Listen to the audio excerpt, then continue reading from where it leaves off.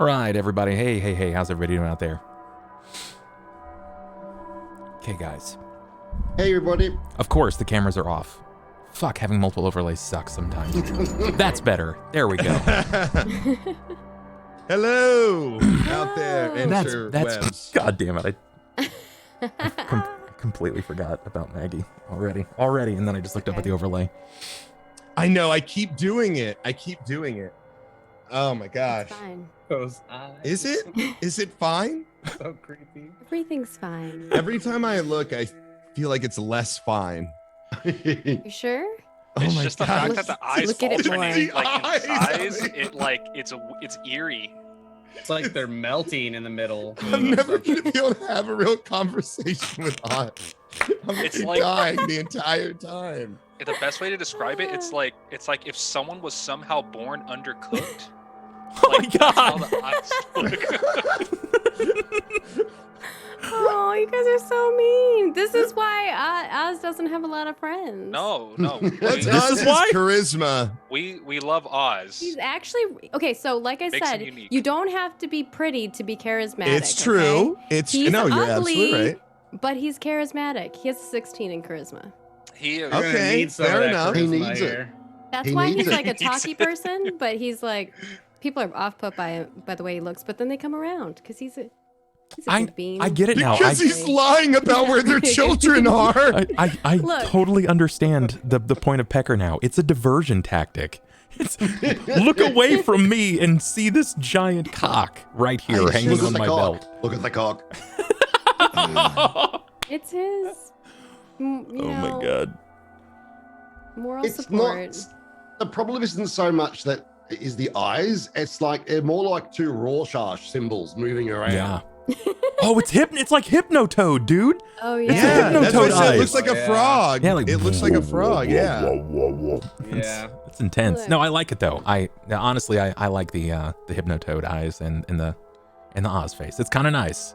It's a little It's something so extra. like fashion. We're so like talking about it. You Yeah. know? I just love everyone's first reactions. It was so I good. still need to get the parts for my costume. I feel so bad that I don't have one yet. You upgraded from like overalls to actual hobgoblin, so Yeah. that's pretty cool. Well, guys. This is episode 5 of The Haunting of Harrowstone. Let's take a second to talk about what happened last time, if you guys don't mind. Oh wait, you want a recap? I would That's what you like a recap. Yes. Okay, so if we're gonna do that, Oh my God, Ronald. I want you to do me a favor. Everyone in chat. Get your rest to get possessed for tonight's harrowing recap. Oh my leg. There we go. Finally got one for Tuesday. Oh my God. Is Oh, it a hype horn? oh my God. Don't Yeah, it actually was. have a hype Pew, pew, horn. pew, Damn it. pew, pew. Noted for Some next like time. hype lasers. I know. Yeah. I got this though. That's Oh right. man, the hype cluck. It's too good. Get your rest to get possessed. Yeah. I'm feeling that. I can play some like music if you want to rap what happened. No, that would be hard to do. Okay. I've got like no affinity for rap music at all. So much so that it's He's hard to rhyme. he's still stuck in the era. So this could probably speak to someone. He's still stuck in the era of Hoobastank and Bro, soil. Hoobastank is the greatest band of all time. Like it's Hoobastank, Metallica, and then you have What? like any other rock band below that. Okay. Got Okay. attacked by some centipedes. They bit Rye's thigh. There we go. Eli got Oh, on yeah. his knees and sucked on his thigh. Sucked him dry. There you Yeah. go. Yeah, I like Oh, it. Jesus. I like it, Laid it Cobalt. down, boy. Oh my God, I've never been so Um, happy. My jaw's but yeah, already for- hurting. Here at Harrowstone, is it Harrowstone? Here at Harrowstone, Harrowstone. right, trying to bone, trying to get this cock, get away from my socks, get away, you stupid Josh. jit. I don't know. Bollocks. I tried. I gave it a good. I gave it my best shot. Oh my God. I'm Oh, like no. 4 mile. For someone. Oh my Like God. 1.5, maybe. 4 head to 8 mile, huh? 4 mile. I'm for it. 4 mile. Perfect. Yeah. So we did. We had a centipede attack last week. Yes. I like how casually. Yeah, so we did get attacked by centipedes. Also. Combat went well. Everyone handled themselves relatively efficiently. Mostly. Mostly well. Yeah. Temerity pretty much popped ult and condemned everything that moved. So that was pretty cool. She did though, man. Temerity went hard, and you can't forget about Eli though. Like Eli had I that crushed one. that huge swing, man. That was a critical blow. He Exodia shotted a centipede into the Shadow Realm. Yep. Still picking pieces off of myself. Oz in the back there wasn't even calling pieces to leave shots behind. It was with a just pea like shooter. Just a stain on a wall. yeah. Like somehow before the Warhammer even like hit him, he just disappeared. Thanos snapped him. Just like he's like, and then just swings. Everyone's like, where'd he go? I don't know. Have you seen this thing? It's I love it. powerful. I love it. Somewhere in the realms, the creator of your weapon stood up and went, "Yes." Yes. Yes. I've honored him. Oh, and a small that's child awesome. went into combat too. I forgot about that. Yeah. There was a critical effect. You actually were able. It was trying to escape, and you were able to drive down the dagger into basically a corner spot of the step. Slivet, yeah. And it held it there in space for. I think it was Temerity to finish. Was it Temerity that actually finished it off? Temerity finished that one, and then Eli like one shot a fresh one on his own. I think Temerity killed the other one too. I think so. Yes. I think she killed like all three of them. And Right. Then she got, yeah. Right. Unfortunately. Guys, yeah, you guys remember when when Rye was there, and then he got bit, and then he got bit again, and then he got bit a third time, which caused him to fall Rye- over and Rye not got do much. mauled But by, you Yeah. protected the insects. child, I did Which- protect a child. which Yes. earned you favor with Eli, and that's why I got my suck on. Even Because if you hadn't protected the child, I would have let you just die on the floor. Oh even my after God. the session, the thought of centipedes biting into me was like still lingering. Ooh. Like I kept getting like that like chill up my spine. I was like, ugh. And then thinking about the size of like the centipedes that were attacking, I was like, I can't sleep. Imagine a centipede massage. No. Ugh. Ooh. Or it might be amazing. It could be. It Those could be amazing. Freak me out, man. They freak If me I out don't too. know what it is, maybe if I'm like turned away from it. Yeah. It's like, My damn, face, someone's got a lot of Through a fingers. pillow. A lot of really small Yeah. fingers. They have to have some sick coordination to get like all those little things moving. Oh, so weird. Yeah.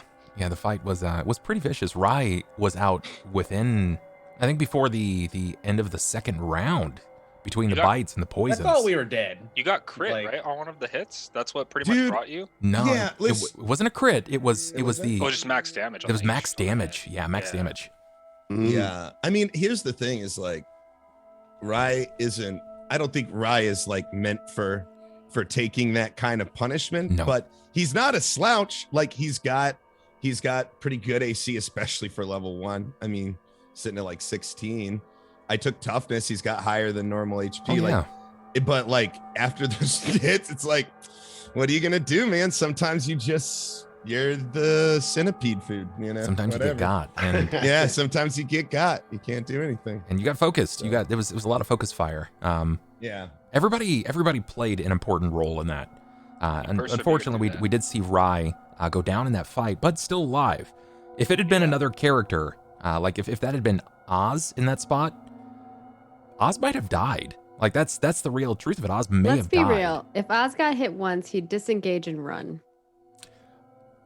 Yes, I'm so curious on the HP. but you may have you may have incapped on that first round of combat, which could have been like super You want to know scary. how much HP I have, Elo? I do so bad right now. I have 10 HP. Oh wow, you got a not lot. bad. Never mind. Oh no, you're stout. Almost as much as me. Yeah. I'm 230 pounds. Oz got some con to him. He's a and I'm big boy. only I'm only 5'2". Hey, Yeah. that's Like a more fat Dobby. that's more hit points than your average villager, all right? He's a big boy. That's more than twice. Yeah, the average villager has about 4 hit points. And that's an adult male has about 4 hit points. So we all seem kind of I wouldn't say tanky, but robust. I mean, I would say Dude, so. Yeah. I think I'm the best tank. Like I get killed in my one mortal body, just hop right into another. You know what I'm saying? Just tanking for days. Oh, God. Is that taking? I don't know. I don't know if I'm that's not sure tanking. that I think logic- it's a creative way to You know tanking. what? Go for it. You know, he's not entirely wrong, but all it takes is one condemn or holy ritual, and Tripp is Yeah. just like Gone. dust in the wind, man. Yeah. Yeah. I'll keep that Yeah. in mind. So Right I posed this down question. there. I posed this question to my chat earlier when we were I was watching the last hour of the show. You guys know that Harrowstone, up to this point, at least from what you can recall, was a prison. Mm-hmm. More than that, Harrowstone was a super prison. It is Yeah, a it held prison. the bad of the bad. Yeah, that took the bad of the bads. You're talking the real bad guys. Like our Alcatraz, or what was the other place called? Oh my God, it was real. I think it's in New York.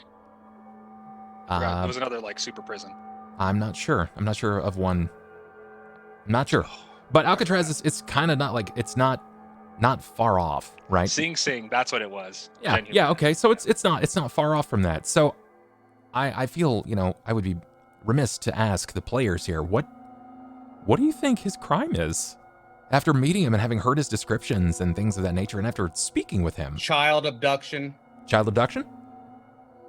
He abducted a child when he possessed him. So Let's be real. Wow. Eli thinks everybody has something to do with children. y'all can't leave him alone. Maybe he's man. projecting. Maybe I just have a soft spot because Yeah. I'm traumatized. Yeah. That's a And real you thing. think I eat children? You're sleeping in the children's quarters, okay? 'Cause I'm and you lied small. about stealing or having the kid to his dad. So I mean, we weirdly just didn't have what the a kid. witch would we had do. Tripp. That's fair. Oz is like, Just I set up happened to a have his gingerbread body. house in the forest. It's not a big deal. I lure children there to give them candy. Not Let's a see what the problem is. not a problem. I get them in the cauldron. Get in the carriage. It's like a like they get clean a jacuzzi. little bit before I eat them. Yeah. You know? So aside from the fight, Rye getting moved back to the Lorimore residence, what else occurred? There was about a 30-minute span where information was just tossed at everyone. Everybody was like getting so much. What do you remember? What do you recall? So during that portion, when they were cleaning his Rye's wounds, Oz saw something crazy going on the inside first, picking up the lens again. She gazed at Tripp once more, but realized that she did not see the ghostly Yeah. form that was there before. Correct. She saw his living form in He saw his Oz 18 is a he. plus Oz charisma. is a he. Sorry, correct. he. Yeah, it's all good. He saw Tripp in his 18 plus charisma form right there. It was like, oh my God, final form Tripp. That's what he looks like. And then he turned outside, sorry, and then saw some other crazy shit go down. If you want to go and Yeah, Oz, go ahead. detail for that. Tell us what I saw outside. Well, outside there was a real hairy looking feller. Almost looked like a werewolf or whatever the kids call them these days. Hugh Mhm. Jackman. Oh, It's not God. pleasant. I don't think it was you, Then Jackman. there was a bird, and the Yep. bird ran at the window, and it died. Yeah, what did your werewolf friend? What did he do? What did he say? Did he say or show you anything? Can't remember what he said. He, But I remember okay, I something. remember. Something looked like something took over Ryan, and then said like "embrace your end and witness me" or some creepy shit like that. Okay, all right. Eli, what you got? So, out the window, you saw like a red-eyed dog. Yes. Mhm. Looking creature, not quite like a wolf. And then when looked at, I think through the planchette, it appeared to be a naked man on all fours, but not on the knees. More like the legs were planted in the ground with their hands also on the ground. So it was kind of like a weird, creepy, like offset. And then when they noticed Oz looking at them, they stood up and slicked their hair back. And then they started pointing and doing like The gunfire. hand yeah. gestures. And then there was like when you looked again, there was a tombstone with Rye's name on it. Correct. In the ground. That's what it was. Yeah. And then the raven dove into the window and cracked it, the window that we were looking out of, or Oz was looking out of, and yeah, it's rough. Curious, can you remember what it said? What the headstone said specifically? I thought it said like embrace your end and witness me. Something else, but I didn't write it all down because I couldn't catch it when you were saying it. Sure. I will say it again for the sake of anybody who would like to write it down if you want to. It said, and carved into the headstone, come to my world and be as I. As I am now, soon you will be. Embrace your end and witness me. And a much smaller inscription beneath that read, quote unquote, died 4661 AR.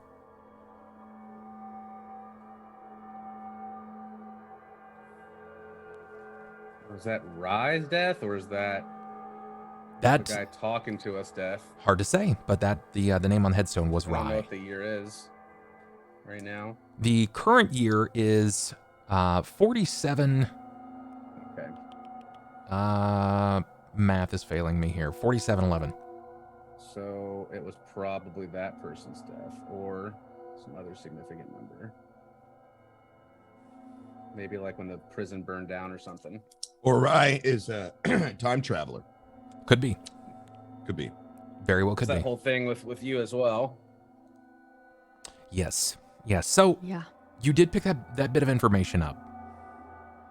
Some more things did occur, though. What can you remember? After Oz put the eye down and the naked man walked away, he walked over to the window, and then a raven just smacked right dab into the glass. Didn't shatter it, but it caused the glass to was it spiderweb instead of shatter? Yes. Yeah. After that, Rye had a vision while he was unconscious. He did. Rye, what can you recall of this vision? Well, I was in a jail cell, and somebody was whispering to me through the jail cell door, and they were trying to plan some sort of uprising. Didn't it sound like your own voice too? I something? can't recall. Is that I thought he said it sounded like your own voice, or you weren't. He made clear that you weren't yourself, and that I thought you were talking to something that sounded like your own voice, but maybe that was just like confusing that with just not you weren't you. I think when he was talking, he didn't sound like himself. It was the voice of another person that he was speaking through. That's correct. Yeah. And he also Okay. went into a weird thing where he saw the prison and he was it was weird. Before, I guess, whatever happened to it, but he was viewing a through the eyes of a prisoner, effectively. And then Yeah. time started speeding up. Yeah. Right. What did you Everything what happening around did you capture around you at that point? What can you recall? are you talking about after? I believe I was told to How did that vision get end? the guard. How the vision end? Yeah. You could smell smoke. Yeah. Heat. And Heat and smoke. yes. Yep, feel heat, smoke, that kind of thing, and then I kind of They snapped asked out if of you it. were ready for the prison to go fuck it up. And yeah, you did. You flashed out of it and you started to see those around you. You weren't on the table anymore, you were standing. Yes, I was above myself. Kind of, yeah, almost viewing in third person, but when you glanced down at your body, what did it do? I believe that my eyes turned white, correct? And I started to sort of get up. I think it was very brief. It wasn't a very long. Up. Yeah, I sat up and then I that's why I thought I was dead. I remember saying something like, "Oh, I think I'm actually dead this time," something like that. And my body just started getting up. It said something. Can anybody remember what it said? I say 15% by switching to. Not quite. I mean, something about like killing us all, and it's gonna get us, bad guy stuff. No. No, No. I don't remember. It said it wasn't an accident. Oh right. It wasn't an accident. Yeah. Oh, and then he did the Slick. hair. He slicked back his hair again. Correct. Tripp actually said to everyone, specifically to Oz, this might sound funny, but our interview from Harrowstone 2, and Ozzy responded with, what? What do you mean? And Tripp explained that much how he was pulled to the boy, Peverin, and he felt that he could grab onto him and guide other him. People got out. That Like someone somebody- else, like a spirit was leaking or something. someone else grabbed onto him and exited Harrowstone with him. But There's he a hellmouth somewhere in here. Gotta close that shit up. potentially. Yeah. Yeah, I think when you got possessed, you saw a vision of what the guy that was possessing you, kind of like as an exchange for him taking over your body, kind of thing, maybe. Yeah, I mean that makes sense. That's logical. Mm-hmm. I mean, why would I end up in somebody else's memory? Right.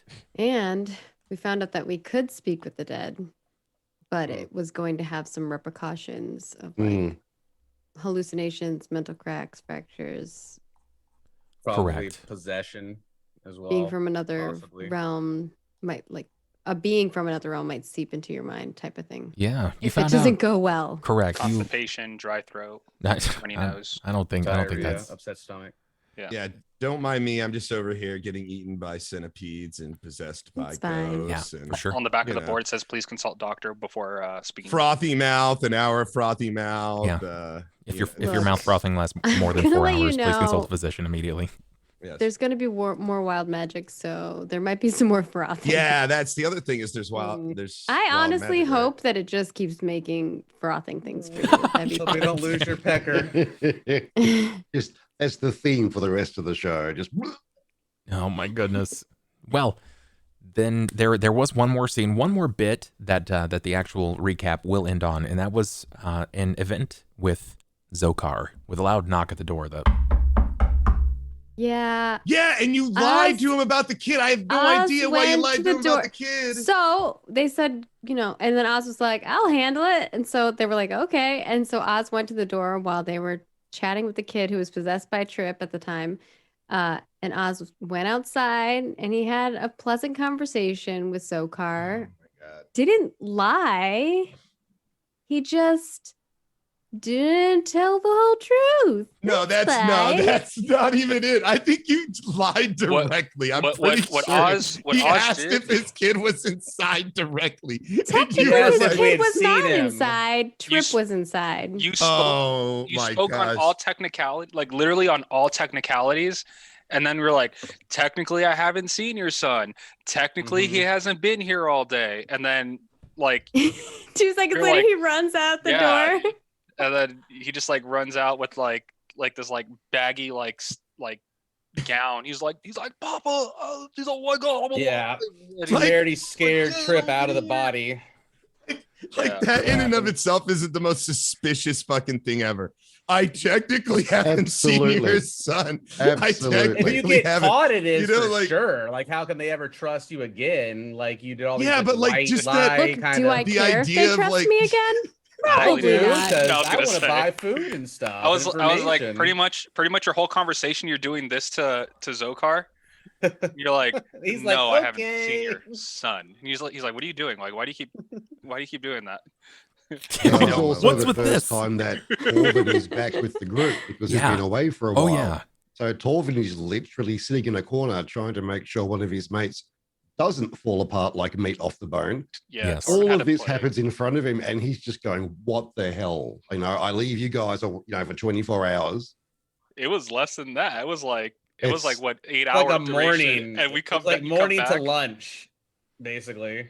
You missed a little bit. What happened? Just a Kids bit. possessed. Honestly, Rise almost dead. it would have been fine if the kid didn't run outside. No, you Yeah. just put it on the kid. Well, some people aren't going to try to hold children against their will when they've heard their dad knocking on the door, okay? Because we don't know that our party member is lying to their dad. Like, I will literally just go explain the situation and be like, look, your kid, some shit happened, and we're trying to save this whole bitch right here. So, Oh my God. You need to chill. We're the law now, so just let us do our thing, and we'll save you the all. law now. We're the law. Oh, okay? damn. Well, good It's luck with Temerity. that. She'll kill all of you if you break the law. Yeah, Like, I'm not fucking with Temerity Oh my after God. that last. Yeah, she just scared a ghost out of a kid's body. Yeah, I'd rather Okay. face the centipedes. Let's- again. I'm gonna Let's do it not- a little bit more easily if I get to talk to him, but that's my general feelings on Yeah, As- Eli as a over here. person. Eli step. I am the law. Ugh. Judge Dredd. Right? They're all Coming out of taking nowhere, slow-mo man. and jumping off balconies. I'm Yeah. starting to think this is the best way forward, honestly. Oh man, who I'm will oppose us? waiting on it. I'm waiting for all the players to realize that they have to go to the dark side in order to accomplish things. It's only a matter of time. Oh, it's fine. 'cause, I'm ready. some of Let's us, go. some of us are already dwelling in the Yeah. darkness. Good true. thing I brought a All right. flashlight, so I'm I gonna don't save need a all of flashlight. them, even if they don't want it. Okay, I'm gonna save them all. For true. Well, guys, just so everybody knows, for those of you that are home, if you want to affect this game, the players have opportunities to unlock things like luck rerolls. And we have one luck reroll that's come through thus far, courtesy of Oh, Armesius. we're gonna need more, homie. Every time that we see 10 new subscribers or 10 gifted subs, we will roll that up. Bear in mind, I also get luck rerolls that I can force the players to use at any time.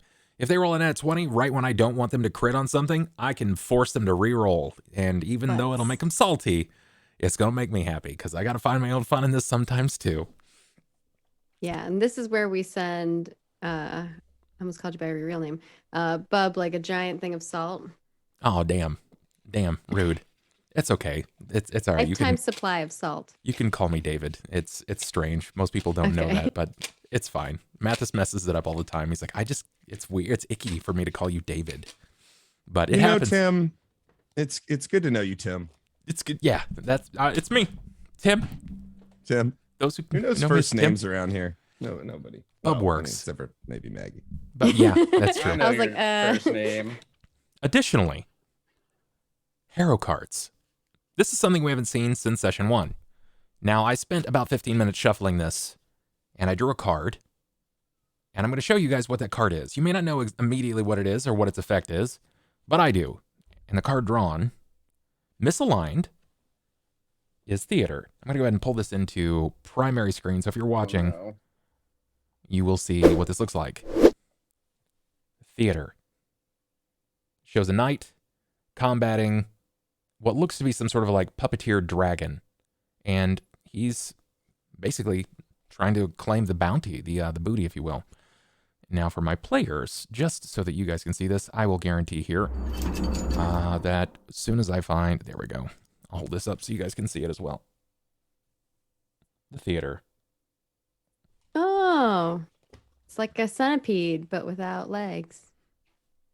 Kind of, in a way. It does look very segmented. It's missing Wow. like 96 if it legs. doesn't have the legs, does it make it a centipede? I mean, So like a snake, basically. Quadrupede? I mean, isn't the whole thing about the centipede is like the 100 leg, like the legs is the whole thing? Yeah, it's a quadruped, I think. It makes it a dragon, I suppose. That or any other quadrupedal creature. Additionally, as always, after this session, you guys will be able to start utilizing your rep earned by sitting here or beating the bit boss to affect the game permanently. That is entirely up to you guys if you want to do that. If you want to see how much you have, type in !rep, and you can find out where to spend that on the table, and that's on !table. So there's the Wait, link to so table. explain misaligned again one more time. So alignment, when the card is unlocked, the card will come in with a positive effect. It generally has a very positive effect. The chat beforehand tipped to misalign it, meaning it has a negative effect. Because So, we're for already instance, not Elo, doing, in So tarot what you're card saying reading- is in chat tarot- is our enemy tonight, Yeah. and they're attacking us. Kind of, And- yeah. We're in trying tarot to card hide them. reading. and when wild cards- magic too. And the wild Okay. magic. Yep. All right. Thanks, chat. You You know Oz is gonna show no restraint. You're He's the flipping best. spells every chance. love you guys. Perfect. That's my job. Literally, Oh, Zokar. Ronald goes, I don't know what class Oz is. And I was like, because every time I cast something, fucking something terrible happens. You're like, let me just test prestidigitation, Zokar. Sorry about lying to your child. It'll make you feel better. You're like, light him on fire. Like, Yeah, I might do that. So Oh my gosh. Oh my. Now do the characters know that wild magic or is that meta? If we like. we kind No, of know yes, because Kendra explained like the magic here is nuts. that's why she gave us the ribbons. And all she really said was like that Temerity has. the magic is weaved in the earth very strangely, and sometimes spells do not go as planned. Rituals will oftentimes fail or have very extreme effects, and it only happens in this part. But it's not unheard of that ley lines can have effect. Elemental ley lines sort of sweep through the land entirely. So this is basically what it is. I like the idea of the potions we have, but I don't know how they work in practice. Because like, what if you cast something and it like blows someone up? Like they just explode. Like that can happen, right? And then you're like, here, let me pour this potion over your fleshy remains to undo the, like drink it. Yeah, well, like with what the throat? sage bands? I mean, I think we should just give those to Oz, right? He's the only caster, right? Temerity casts. Temerity also has casts, and I didn't know we got Eli sage cast. bands. technically we have multiple casters. I don't I'm have just a any full real spells caster. till Like that's level all I 2. do. I get lay on hands at level 2, but But Oz, he's the only one that mine's a immediately skill. has like the ability to cast as of right now. Yeah, wild magic No. has very, very strange effects. Oh, and Temerity, sorry. Very I think strange Temerity does effects. too, yeah. Okay. But I'm like full caster. That's like all I do. Whereas Temerity's like also has melee. I would recommend as a storyteller to the players, be very selective about the times that you use the disenchant essence. For sure. Because if you're like, wow, this fire tornado that we magically summoned is tearing this cavern apart, that could go away or it could linger there forever. Additionally, you could manage to roll and swap the location of your head and genitals forever. So that would be a good one to I mean, pull an that essence might for. help Oz. Who writes that on a table? Really? I mean, wish I knew so I could accost them for some of the you bullshit. have to that come they're up with 1,000 putting out. ideas. Like, Yeah. you start running out of ideas. There's a 10,000 wild magic table too. Oh. It's absurd. That's what I it's use. absurd. And Yeah. it's all over the place. This is a bit more tepid by design. Even with fire tornadoes and genital reassignment, that sort of thing, it's a little bit, it's bonkers. But the 10,000 goes hard. It Well, definitely that's goes the hard. range. The range is from genital reassignment to flame tornadoes and anything in between. Yeah, It's like, I mean, Well, one It's- of them is like the world descends, so you know. wow. yep. Oh, I had a quick question too. Okay. About Rise wounds. I know you mentioned something about how they're healing. I'm kind of confused about how to proceed. Should I proceed as if I still have like stitched up wounds, or should I proceed as if my HP is 12 and I'm good to go? I mean, you do still have stitched up wounds. But you're like you have to think of it like a video game in the sense that magic just refills the health bar, but until your wounds are treated, you still bleed out. So they've currently kind of stitched you back up via fishing line and sewing. And you could cause lasting injury if you don't rest those parts. I'm like, you're a hero for reasons, right? So you will heal over time, but it's not gonna be one of those things where you require a month so that your flesh kind of comes back together. You're under the duress of magical features and effects almost constantly around you. And you're going to suffer from supernatural effects. And that could just be healing in general. So you have some sort of like minor nuanced enhanced healing. So over the course of like a week, your wounds will be fine. But if you're just like, no, I'm good. I fell off this cliff and my arm came off and then they reattached it. If the next fight, you're like, no, it's stitched, it's good again. They could just tear your arm off of your body if it's just like hanging by stitches at that point. So there is some pseudo like realization to it. Let's try not to skew the lines of immersive realization as much as we can, because we're all sitting down and accepting that this is all make believe as we see it. So I don't. Try to get those potions This is looked real to at. me. Maybe This is that'll real? speed it up a little bit. This is real to me. all right. All right. Well, and with that, we will start our experience here. Temerity will be with us, but we have Misty actually handling some things that are outside of her control at the moment. So when she arrives, then we will assume that she is there, and we'll do a quick catch up. So, folks, we last left off with our players in a befuddling moment. Zokar was walking away to find his son, Peverin. Peverin made a break for it the moment that Eli said his name. He dashed out the door. What makes this particularly hard is that moments prior, through sheer technicality and wordsmithing, Oz had declared that they hadn't seen Peverin. But Peverin burst out of the door wearing women's clothes in a panic, calling out for his father. Zokar turns, calls to Peverin. Peverin turns, runs to Dad. Dad catches his son. Oz looks shocked. Oz looks shocked. Let me see your shock face. Your shock face, Oz.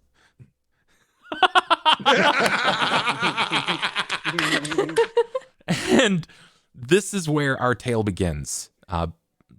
Zokar has expressed that you shouldn't go anywhere. Don't go nowhere. I'm getting Sheriff Kaler. And that's where we will resume. All right, friendos. The stage is yours. You remember the setting, the scene. Yours. Go for it. Have at thee. Rye's going to sit on the couch and just, melt into his wounds, and he's just going to let Oz take care of whatever is happening right now. Every time Rye tries to move, I hit him with my pipe. Sit down.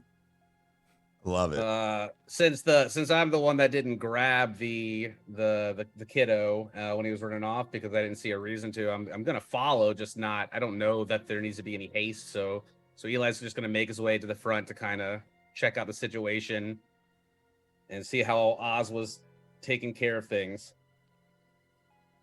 You move to the door, and Oz is standing in the doorway. Not an exceptionally tall figure, but wide enough to block the barred door. And Oz, you hear the footfall behind you. Eli's walking in your direction. Oz is still just in shock, just staring. Eli will walk up. He immediately takes notice that Zokar looks furious, and he's thinking, what did Oz do now? What? First, the frothing, and then shooting arrows at these centipedes, and they're just flopping off. Not too impressed so far. The arrows hit. They only did off. 1 damage. They hit, and 1 damage is better than none.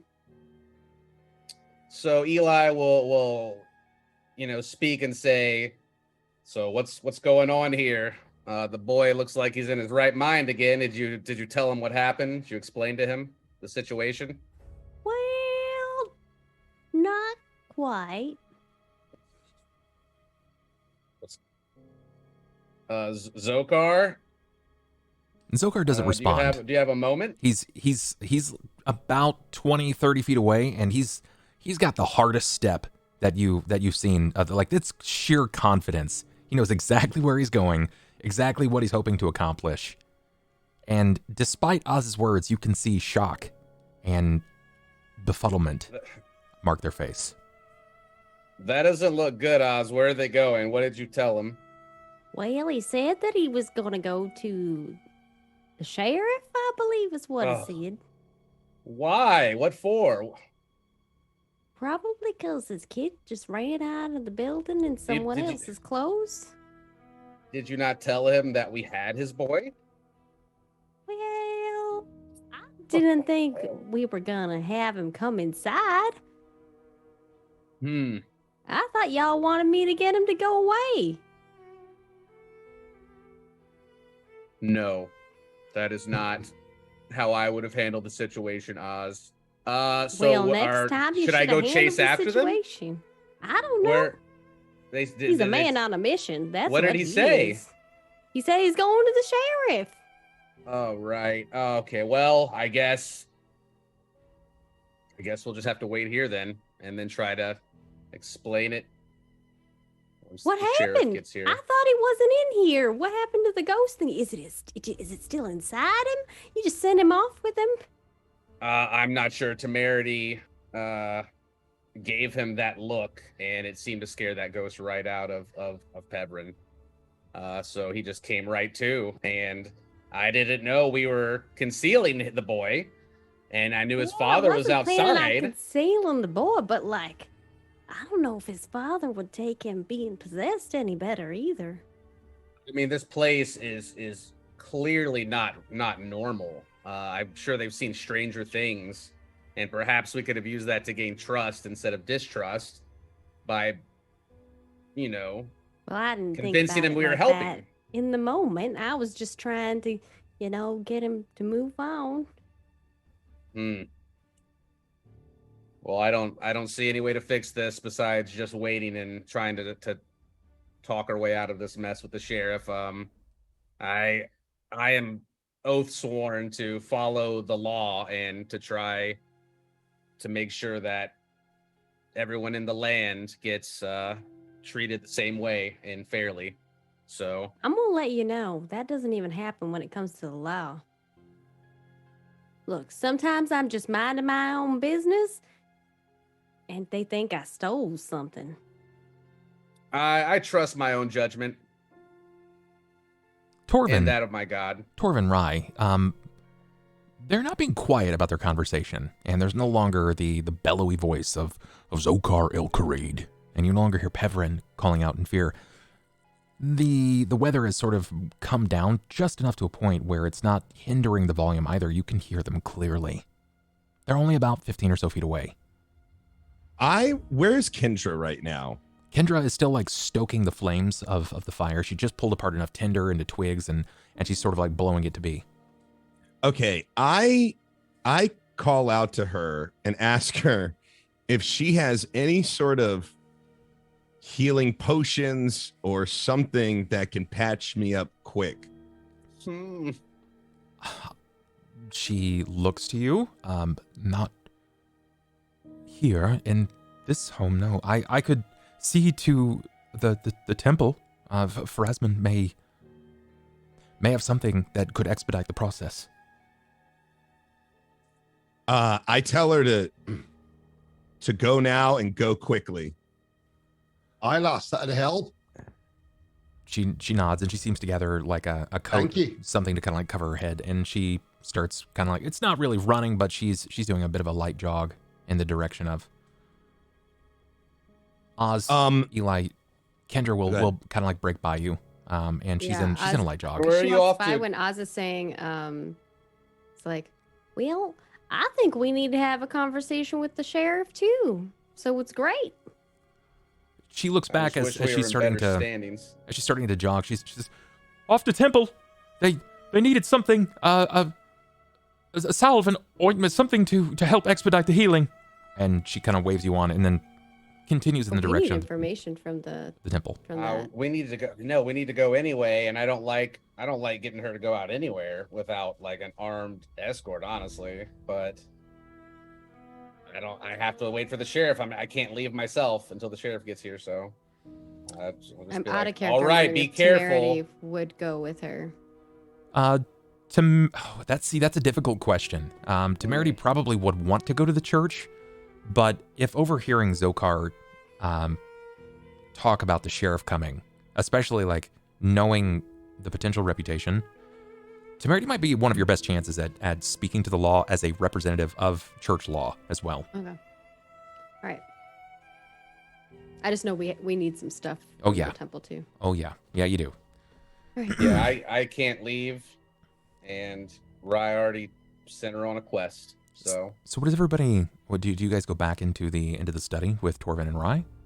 Yeah, I think Oz looks outside and is like, I think we should go back inside. There's some weird stuff out here. Okay. yeah, I'm sure they won't have any trouble coming and finding us as long as we don't leave the house. Okay. So we can go inside and wait. Shut the door I'm behind trying to convince Torvin to help me up. you. All right. I'm trying to convince him to try some different type of weed in this pipe. Okay.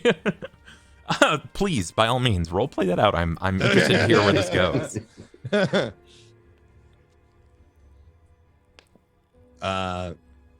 Hold on, now I gotta get that. You gotta get the accent down. Yeah. It's like it's. Hey, can you help me up? It's like Batman. Where is he? Hey, help me up. Nay, now you sit down. Look, see that clot there? That's real. Now you sit down. Yeah, but did you? I like look at him like you heard him talking. The sheriff's on his way, and I start to sit up, kind of stand up on my own. All right, I take my pipe and it onto your head and put it into your hand. I fall backwards, like back into the seat, and I kind of look stunned for a second, and then I see what he's offering me. And I take a deep breath, and I grab it, and I look up at him, and I kind of give him all right, I'll chill for a second, but I'm ready to go. Like I'm ready. I want to, I pull out my secondary pipe and start to pack it. Thank you. I say it kind of quiet, but I do a thank you for it. Don't get me wrong, lad. You're not wrong. There's going to be a problem, but we need to find a way to solve it. In my time, we rarely solve things with words. Aye, we may not here either, but we'll see. I shrug and I nod and I ask for a light. Oz, Eli, your conversation comes to a slight pause as you begin walking back, and Torvin is making suggestions that Rye seems to relax, that he is far more injured than he is immediately perceiving, and he seems to be packing a pipe densely. A small fire is starting to bluster and build in the hearth.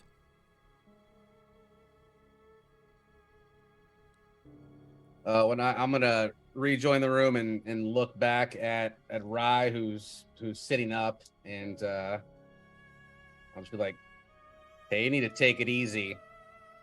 You could pop any of those stitches. I'm not the best at that. I'm no doctor, but you're barely being held together right now." When you say that, I start to feel it. Like that's when it starts to now that you pointed it out, it does hurt like a bit. It smarts, Where's the cut exactly, Bub?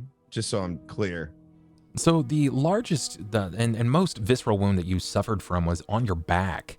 It was like basically between shoulder blade and lower back, where it bit onto you and raked right across a rib, like the rear side, and you can feel where it sort of tore into. And when you move your hand back, you can feel that there is a spot on your leg, and you have a pretty nasty gash on your neck, but it wasn't as bad as that back bite. The back bite is you feel it when you breathe.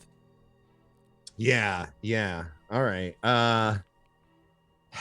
Man, it's tough because Rye doesn't like being told what to do. However, he's not an idiot, so he can. As soon as Eli mentions his back, he's like, God, damn it, he's right. So he kind of mean mugs you a little bit, Eli. Not like he's mad, but just that the news annoys him. Hey, not you that could it's be at upset. you. I would be too if I got tore up like that, but you did a good thing today. You saved that boy's life, and that impressed me.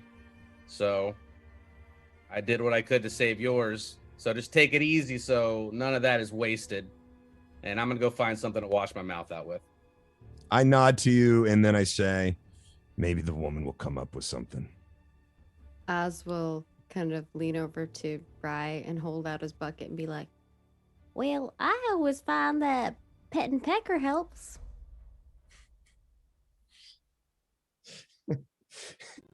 I give you this look. Like I want this look to just go right to you, okay, and look you in the eye. And it is so much like I don't know how to explain. Like, you are the biggest troublemaker I've ever met kind of look. Like it's like somewhere between respect and like annoyance, you know, and it's like game recognized game, you know, kind of thing. But also, I don't know. He's got a lot of mixed emotions about you. I'm gonna roll and see if I pet this. Right. Go for it. Good. Go for it. Yeah. Yeah, I'm just I gonna, Are you can rolling roll. initiative? no, I can roll like a persuasion to try to persuade you to. you know what? I think this is I mean, I don't know. Rise on personal will. Yeah. Okay. I'm just gonna go with that. And I'm just gonna say 11 higher. Yeah, I'll pet it. It'll be a will save. I'll do a will roll. Oh God. 11. Okay. Oh no. 4. I re-roll. All right. I use my own re-roll. Okay.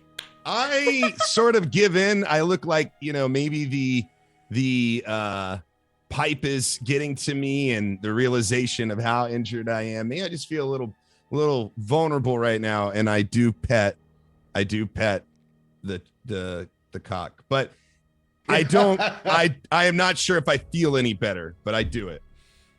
The head or like around the neck or I mean, a very like very gentle, very gently, just right across the top of the head. Just very gentle. He seems taken aback by you. I don't know what else to say. Like, the whole conversation is Pecker likes it. yeah. The Pecker DM likes go. Pecky like. What do you want from me? What do you want? Oh yeah, I imagine he like gets in there. You know when like a bird likes it when you scratch them, and they're like They lean into it. Yeah. Yeah, they're like, ooh, get in there. Becky likes. Becky what likes. do you want from me? I'm gonna be rummaging around for some of the leftover wine in any cups anywhere, and I'm gonna be swishing my mouth out with it and just like spitting. Sure. Back into the cup. There's you. This isn't the first time that you have felt this sort of like this poisonous like bile in your mouth before, and It's gross. it's nasty. It's bitter. It's it's acrid, and you know that it's not healthy to have it upon your person. Sure, it may not be going right into your bloodstream, but swallowing it is not going to have any positive effects whatsoever. So yeah, you spend enough time. You probably go from like water to some of the hot water that was still boiling from earlier or left on, maybe even a tea, and maybe even to finish it off, wine, because it's just easy enough to get that taste out of your mouth. Yeah. Alcohol too, just to cleanse it a little bit. Whatever alcohol. So I've got to ask, how long is everybody going to wait? I said I'd wait, so I'm gonna. I have to stay there and wait until the sheriff gets there because I feel responsible now Okay. since the boy was under our care for a moment. So I would wait like a day, and then if I didn't see them by then I would probably go look for the sheriff and Okay. Zokar. All right. I mean, Rye's not going anywhere. Torvin's cleaning up the house and making sure there's a back exit. Sure, that makes sense. You're preparing for an immediate leave just in case something goes, for lack of a better term, awry. And about half an hour passes before inevitably someone does return. It's Kendra. Kendra returns with a small potion bottle, and she said that it's a favor from Father Grimborough. Said this was as much as he could spare, as given the times and nature of the situation, he felt very happy that despite the duress of the ne'er-do-wells during the burial process, that this is all that he could offer. Did no one send money with her? We didn't think to do that, did we? I wasn't That there. he's saying that out loud. She I kind of gives you wasn't a there. she But like also, I probably don't have enough money. lips upturn, and she shakes her head. He seemed happy to assist. That is very kind of the father. We'll have to thank him in person soon, and of you as well. That is very helpful We appreciate everything you've done. Of course. I did grow up here, and Father Grimbro has been around for a very long time, so it was nothing. And she That was passes mighty nice of you. to whomever a potion bottle. Who takes this? I shall. Well, I mean, you will? Okay. Okay, Oz, Eli, give to me, if you would, a memory test. Give me, just click on your wisdom. I think I know where you're going with this. 17. Both Wow. of us 17. You both... We do have a bunch of potions, but they're not healing potions. Correct. They were You... light green, we knew, right? Light green, correct, was healing. There is at least one potion that you're aware of that matches what looks to be like the sort of thickness, consistency, and the overall material or color of this potion. It looks very similar to one that you found from a chest. Oh. I thought none of them were health potions. No, Wait, so how many potions does she have? We can go over that in just a moment. But Whoa. you have at least one. Welcome back, Misty. All right, so let's see here. But I have the list. You have this. But You have this information, but you weren't able to No, tell I us meant what it was. I meant how many does Kendra have? What Oh, did she come back Kendra's with? only brought one. One. Just one. One. Okay. Yes. And are you saying that this potion that she's trying to give me looks like one of the Another other one that potions we Oz have? has. It looks to be some Yeah. sort of a match. Correct. What color is it? It's like a light, almost opaque or milky sort of. Oh, it's the creamy white elixirs. Similar in ways. Yes, similar. This looks a little less nebulous by design. It's similar to another that you have, but it's not quite like spot on. Okay. But it's been told to you that this is something that should help. Do you trust Kendra? Some of you have thrown doubt thus far. I don't doubt it. I've got no reason. I mean, I have no reason to besides the knowledge that I don't know. So that Okay. Oz is keeping. Okay. And Rye. All right. So in an effort, Misty, can you hear us? Perfect. To catch you up, the players thus far have just been sort of discussing what they intend to do since Peverin ran off with Zokar. Zokar said to stay where you are. He's going to go get the sheriff. It has been at least a half an hour, and in that time, the players have managed to discuss about what their intentions are. Came up through some befuddled conversations of what it means to lie and what it might cost you if you have to get run out of town or even jailed. What do you intend to say to the sheriff if he shows? And then asked Kendra if she could help by maybe providing a potion to help Rye with some of his healing. But she went to the church, and it is now, she's just returned and offered a potion back. Rye, the potion is before you. Torvin has taken it. Torvin, do you know that most of the potions are meant to be consumed unless they're given to you in a various form, but this is your typical like tip back potion bottle. I look towards Rye and make sure he's sitting down and pass it over to him. Okay. What is what's it like to smoke this wacky tobacco here? Like what effects might I be under while smoking this? Give us some descriptions of whatever you're offering to him. Is it, is it earthy tone? Is it minty? What should he be expecting from Umami, large amounts of umami as a taste. Okay. Probably half mushroom as a tobacco of some sort. Is this doing anything to me? Is it like physically, like mentally? No, it's nothing It's specifically. just flavor. I'd have to discuss that with Bub before we really went down that line. But no, it's just a calming, earthy sort of maybe a little big pain. flavor It'll taste. help with the pain. Okay. All right. Okay. I just wanted to know if there were effects that were happening, I Right. trusted you. But... You of all people know that in the heat of dealing with pain, that distracting yourself by any means is much more preferred than not. Yes. Yeah. Oh, absolutely. I give Kendra a look too. I'm giving everyone looks today. I'm just looking at everybody. I give her a look and it's kind of a doubting, and I grab the potion and I down it. It takes a moment before it finally swigs into effect. You get that last drop from the bottle, place it down by your side, and maybe you've consumed potions previously. Maybe you've not. Sometimes they take immediate effect, sometimes you never really know what's happening. This is different. This feels like a burn in your gut. Kind of rolls up your chest like you've had something very acidic. But then it sort of like tapers off, and where you had these wounds, that's where it starts to take effect. You feel a heat begin to rise from that raw and pulled flesh, where the muscle and the sinew had come together to create this puzzle piece of a man, now starts to burn. Ooh, how bad is, because Rye... Think like a tattoo or a bee sting, like someone dragging a hot coat hanger over your body. I grab like the end of the leather chair I'm sitting. I'm still on that leather couch that I slept on, and I just start to use my strength, and I just start to like crush that. Sure. Give me a strength check. Sure. And to follow that, give me a fortitude save, please. Sure. And then... Okay. Ooh. Okay.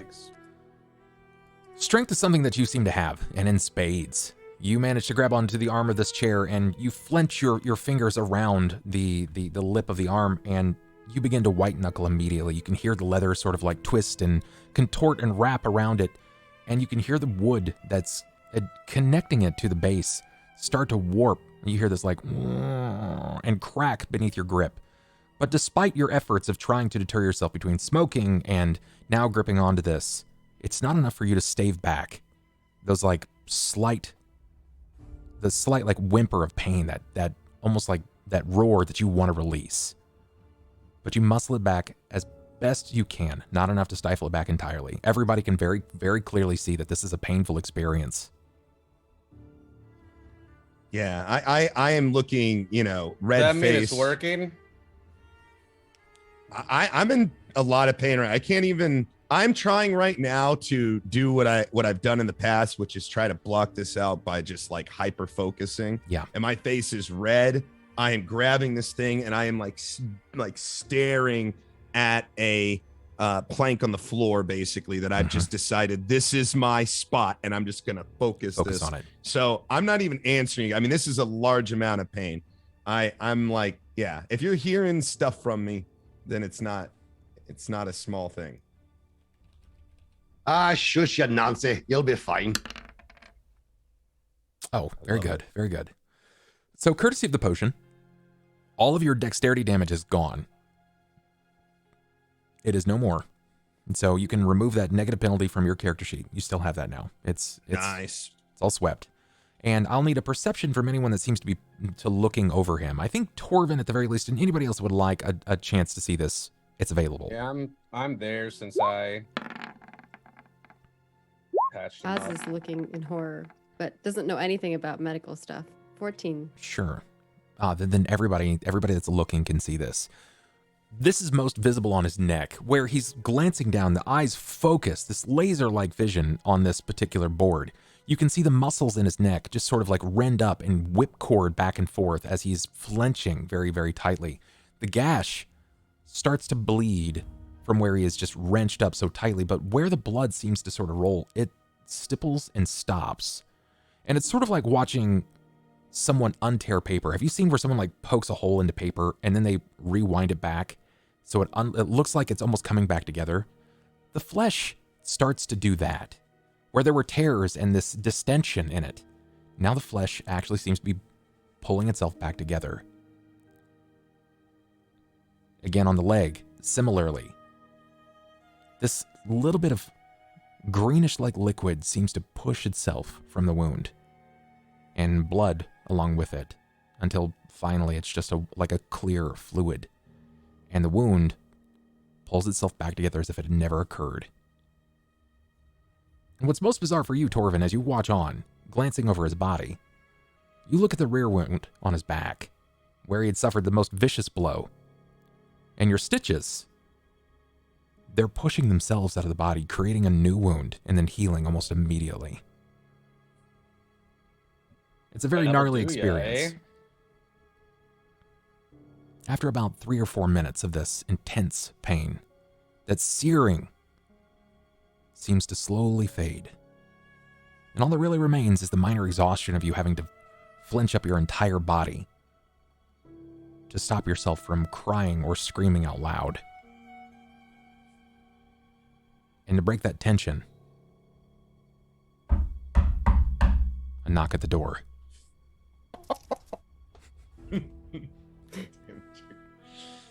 Kendra looks on.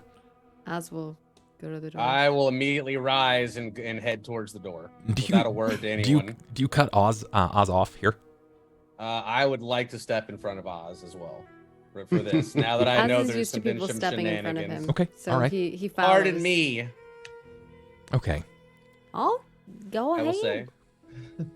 When you step to the door, do you answer it like swiftly? Are you prepared to attack, or what does this look like? Give me the composition of what you feel like Eli looks like here.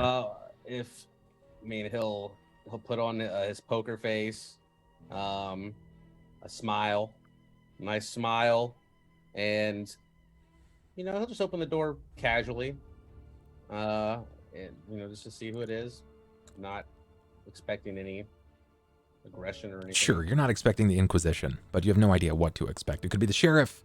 It could be Isn't Father there like a little Grimborough. peephole that he can look through first? There's not. Oh, no window. There is a That's window. what I was thinking. There is a window. I'll just open the door. I don't need to suspiciously, peep out the window to see who it is. Sure. Gotcha. You open the door casually, nonchalantly, and probably with a slight grin or smile. But much to your surprise, it's not the sheriff. It's not Father Grimborough. You're met by Zokar and by his son Pevrin. Pevrin's still in the same clothes. Zokar seems to be clutching a hat. Give me a perception, if you would, Eli, and Oz as well.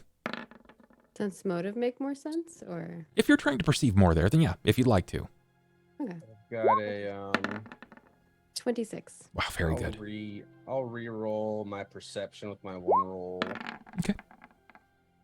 So I can It's sense worse. motive as well. Sure, go for it. Oh my goodness. Okay. All right, Eli, you are... I mean, to be fair, you thought I eat children. So.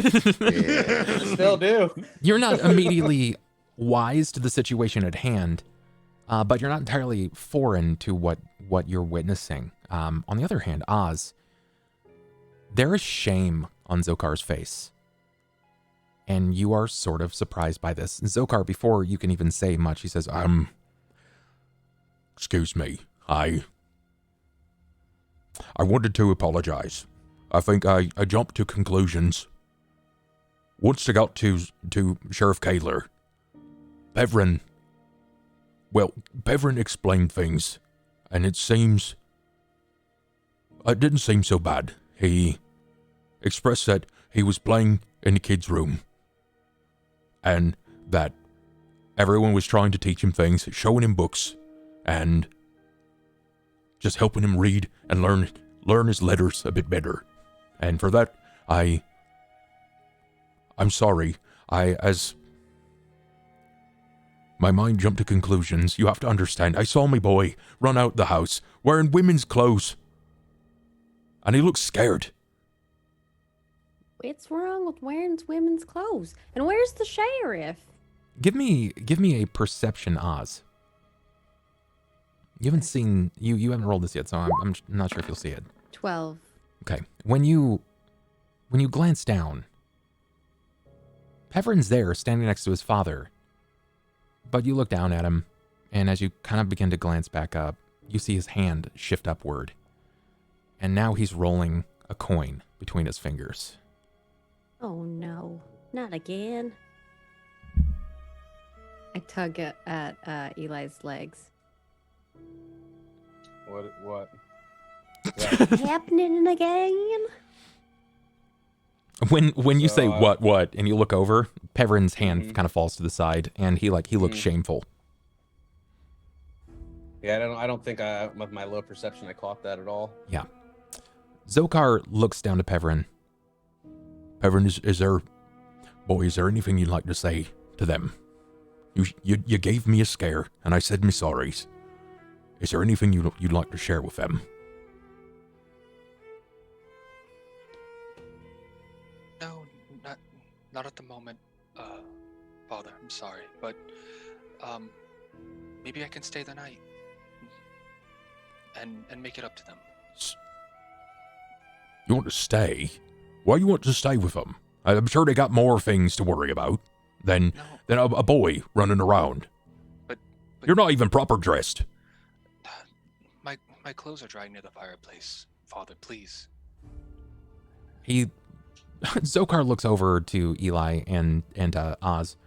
It's true, his clothes are inside or drying. Yeah, they were mighty wet from the rain when we were traveling earlier. Well, Eli's very confused at the situation, especially since he's not picking up on some of the more subtleties, because he was expecting the sheriff. Yeah. He pretty much, Oz had told him he had lied to him, but he doesn't want to get people in trouble. In Eli's hand. I mean, you can. There's nothing stopping you. I'm not good at sleight of hand, so probably not. I can try. I can attempt to sleight of hand, but it's probably not going to go well. Go for it. Go for it. Okay. Zokar looks up to you, Eli. Well, is Miss Kendra here? If Peverin feels like it can make his course study better, help his letters, then if she's none too worried, then I suppose I won't have a problem with it. I'm going to give him a chance to see this, though.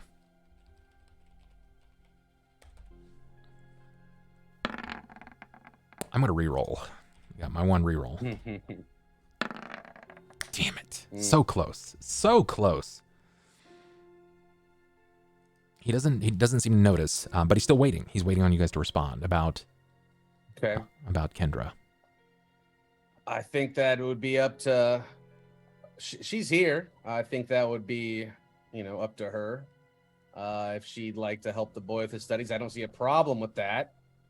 Oh, thank you. And he just runs in. I'm so sorry. Sorry.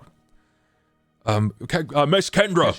Has your boy been acting strange lately, Zokar? He seems to have taken quite a liking to us. Oh, well. I wasn't too hasty to say, but I think everyone seems to be a little run ragged. Everyone seems a bit off or weird, and it's been happening more lately. I mean, you have to understand, we don't have too many deaths. Losing Mr. Lorimore is, it makes us a bit hard-pressed. Especially hearing the things that you talked about that night. My accusation saying that it looked a lot less like an accident and more like it was deliberate. Well, there are definitely some things going on here that don't make sense, and I do plan on getting to the bottom of it. And I just want you to know that as long as I'm around, I would give my life to protect your son, and for as much as that's worth, I will do my best to protect him when he's in my stead. As you're saying these things, you're explaining to him about how you're going to lay down the line. You're going to protect him.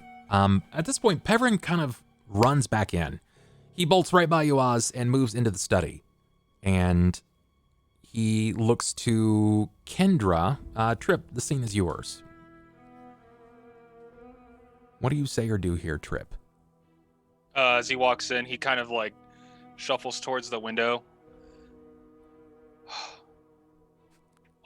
Old man didn't want to leave. Actually, rather easy to convince. And he flips the coin. Didn't think I would be back so soon. It was jarring, really. Back in what felt familiar, only to be pushed out again. Yes. The situation unfolds before the others. Kendra looks on, and when you hear Tripp's voice begin to roll out, it dawns on you. It's not Pevrin, that it's Tripp. You can see the same coin rolling between the fingers multiple times. He just left. What's brought him back? Either way, the voice that you can hear from the door is Eli, and he's expressing that he's going to protect Pevrin with everything that he's got.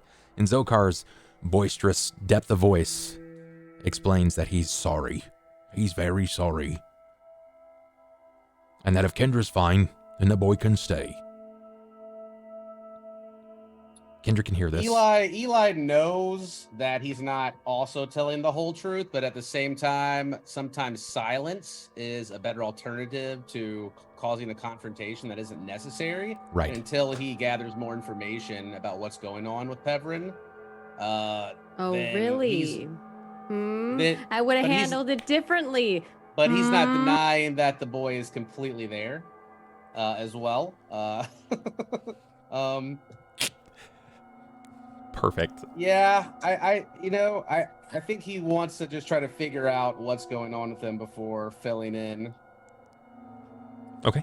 Basically just saying, I'm going to keep him safe. Don't worry, I'm going to figure this out. And then, it's kind of like give only as much information as needed type of situation. Sure, I got you. Before Zokar leaves, at this point, you hear, I guess, Eli, you would hear at this point, Kendra's voice from the parlor area. It's fine. He can stay if he'd like. We have a spare bed. Easy enough.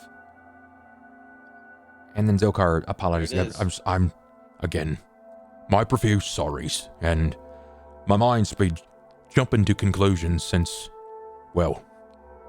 everything's happened. And for what it's worth, come by tomorrow, and food and drink. At least a round of it's on the house. From Zokar to yours. That's very kind of you. I've heard great things about your dishes. And I can't wait to try them. Bless your heart. I could use some more food. It gets a smile from him, and it's And he leans in and he's like, and I heard the lady likes fish. Which lady?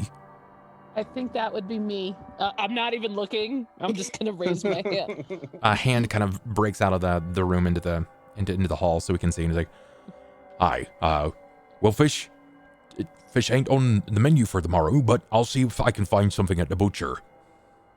I'll change the hand into a thumbs up. Okay.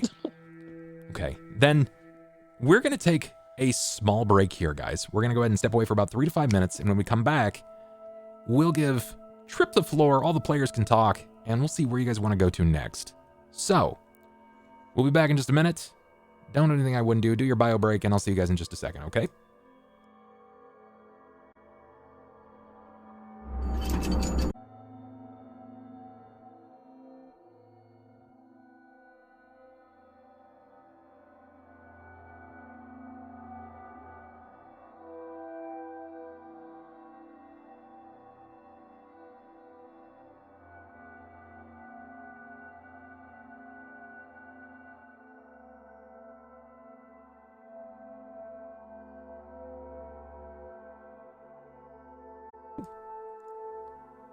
All right, folks, we're back.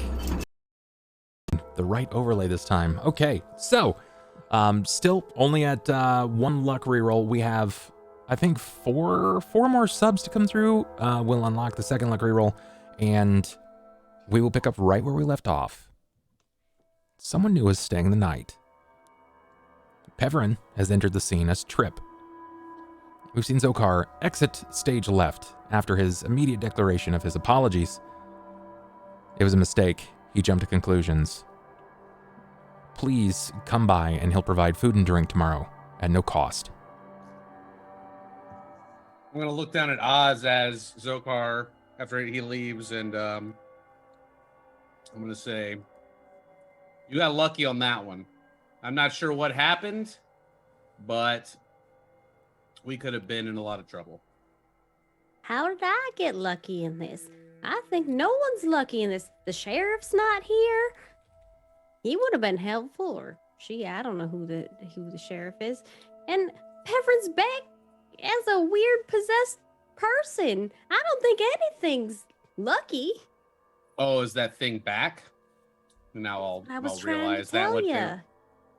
Eli will finally it'll dawn. He's a little slow on the uptake on that one. Sure. At that, Rye, who's sort of just gone through something really painful, still listening, and he kind of perks up and he says, "That thing." Because like he's not privy to like what the fuck is going on right now. Like he's been in and out of consciousness, and like like he fell down the stairs. I got bit by some centipedes, and now you guys are like calling him a thing. So I'm gonna when Eli says that, I'm gonna detect undead on the boy. Sure. Okay, I think you should know something before you do that because you weren't here. There's wild magic this session. It's only fair, right, that she knows because we knew earlier. I knew. I appreciate it. Then yeah. Give to me that magical D1000, please. Does it have to be Is every detect single thing? casting magic? You killed me. Isn't it like an innate feature of your character? I don't Big know. money, no whammy. Unleash the froth. No. I hope he starts frothing again. That'd be great. It's the boy. Oh, it's to the boy. Oh, Never real mind. quick, Bub, Yes. where am I at, like, actually HP wise? Okay, so let's see here. They put you were at 4. Yes. You're at 4. Yeah, you're at 4. Okay, so I'm still at 4. Yes. Oh, Okay. still 4. Okay. Yeah, you're still at 4. The And, potion, like, what do my wounds feel like to me? Like, The like Potions after healed that. your the dex. potion that they gave to you, it was a oh my god, it was a basically a rejuvenation potion, and it's basically to undo some of that lingering damage. Okay. Let's see here. So, it looks like Lone Wolf is trying to give a potion to a player at this point. So we try to do all the potion stuff beforehand, before actual like stream starts in our pre-show. But if you guys wanted to heal, healing is very different. That is on the table as well. You can heal the players. No worries. You don't have to apologize, man. No worries at all. You better say sorry right now, Lone Wolf. How dare you? You got Ello's hopes up. I'm banning him. I'm just gonna sit like this. What a weird roll. What a really, really weird roll. I've never had this one before. Is it everything's fine? Nothing is effed? Totally. It's not necessarily a bad thing. I need to roll for this though. God, no. The other Does the side of pecker that get is not bigger? necessarily a good thing. Yeah, I might as well just switch to our. Okay, all right. That's not bad. All right. What do you have on your person right now? Do you have your backpack on you? Me? Yes. Okay, hold on. We came in. The dad. It's close. I would say I probably put it down because we're kind of there, right? So it's down. Sure. Okay. Where would you have put it? Is it like by the door? Did you leave it in your room or? I want to say I'm close to the fireplace, and so it's like near, just like off me, right next to me, right there. Okay. Okay. Perception, everyone. Perception, everyone. But me included. Mm-hmm. Okay. Oh, only a 14. Okay. I see nothing. That's not Whoa. how you roll Great. there, Tripp. That's not a. There you go. That's all right. Yes. Eli, Torvin, Rye, Oz, and Tripp. Temerity did not see it. You were focusing your efforts on the boy across the room, so you're not going to be able to see this. But the others will see it. It's probably a bit minor for Rye and for Torvin. It's something you just kind of caught and you like glanced down to look, but it stopped. You're most certain or at least you think, that Temerity's bag moved on its own. God. Oz, Eli, and Tripp, you definitely saw Temerity's bag shift on its own. I'm gonna go grab my warhammer. Oz moves closer to the bag, like seeing it, like since she's distracted and everyone else looks like he thinks they're all Oz, distracted. where's your cook? You mean my pecker? What you got in your bag, Temerity? What? That's stuff? You see that he seems to hoist up his hammer, but all the while your spells seem to have gone off fine. You do detect undead, and you can see the small, like almost outline or silhouette of a figure of Tripp that you had seen previously. All right. Tripp's on the table. Like he's like Sitting on the edge of the table. He like the moment he saw it move, he's all just nods and then just kind of sits up. He's like, we're not dealing with this. He's what? Well, hold on. The thing, whatever the boy's problem is back, but That's what I just said. Does it look surprising to Temerity when I she feel like sees her bag do I'm this? worried it's a rodent. I haven't seen the bag. I just see Eli, and because I rolled crappy. I just see Eli and a hammer. So I'm like, what do you mean? And I'm not really looking at the Your bag. bag just moved. I'm looking, but Madam, I think you might have brought some more of those creatures back with you. they were far too big. So I'm gonna pick up my bag. I know this isn't really my bag. Sure. I'm gonna look into it. What do I find? Okay, sure. You kind of pull around some of the belongings, and something does look out of place for you as you seem to shift some things aside. You move the bolts, a couple of potion bottles, and there seems to be what looks like a small sprout. Something is growing into the lining of your bag.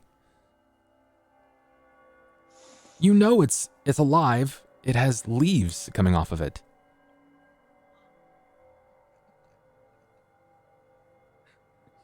I kick it.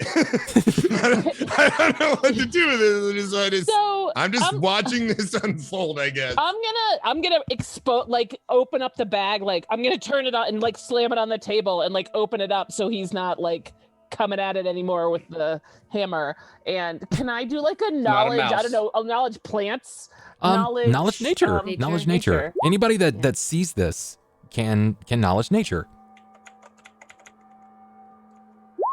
Okay. Even if you don't have it trained. Yeah, I mean, you may have come across this before in the past. It might just be something that you recognize. Ooh, 16. Yeah. 21, Right. It could just be, it could be that good herb that you've been hidden in that pipe. You're not sure.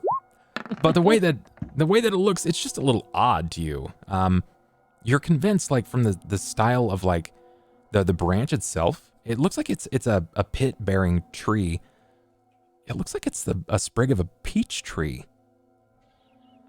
I look at that and I'm more. Oz? Now, hold on a second, real quick. Is this does it look to be growing in front of us? The longer you watch, yes. Okay, Yes, as I'm noticing this, I realize it's a peach tree, and I just sort of say to myself, not to anyone yet, but just sort of say to myself, I just go, take it outside. Take it outside. And I start screaming to them to take it outside. It's just a baby tree. Why are you freaking out? It wasn't in here before. So as Rice says that, I'm gonna just kind of walk past the table and snatch the bag up as I go by it. And I'm guessing you take your things out of it is my suspect thought. No, I'm just grabbing the bag because I'm just in a rush. I'll finish that outside. Okay. I don't know that this isn't gonna jack in the beanstalk this whole fucking house. So I'm just gonna as you begin weird shit. to move it outside, you glance back down, and every time you glance back down, there is another leaf on this tree. It doesn't take long before it starts bearing a very, very small fruit, admittedly, but I'd like to know if you intend to carry the bag. Are you placing it down somewhere? What is your intention? I am going to walk out is it still raining? Light sprinkle at this point.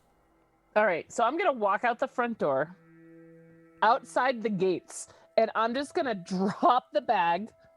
Stop me whenever you need to. Okay. Open it up, pull it out by what looks to be the Uh-oh. where I think roots would be. Sure. Oh, okay. So you're basically want to remove this via the root.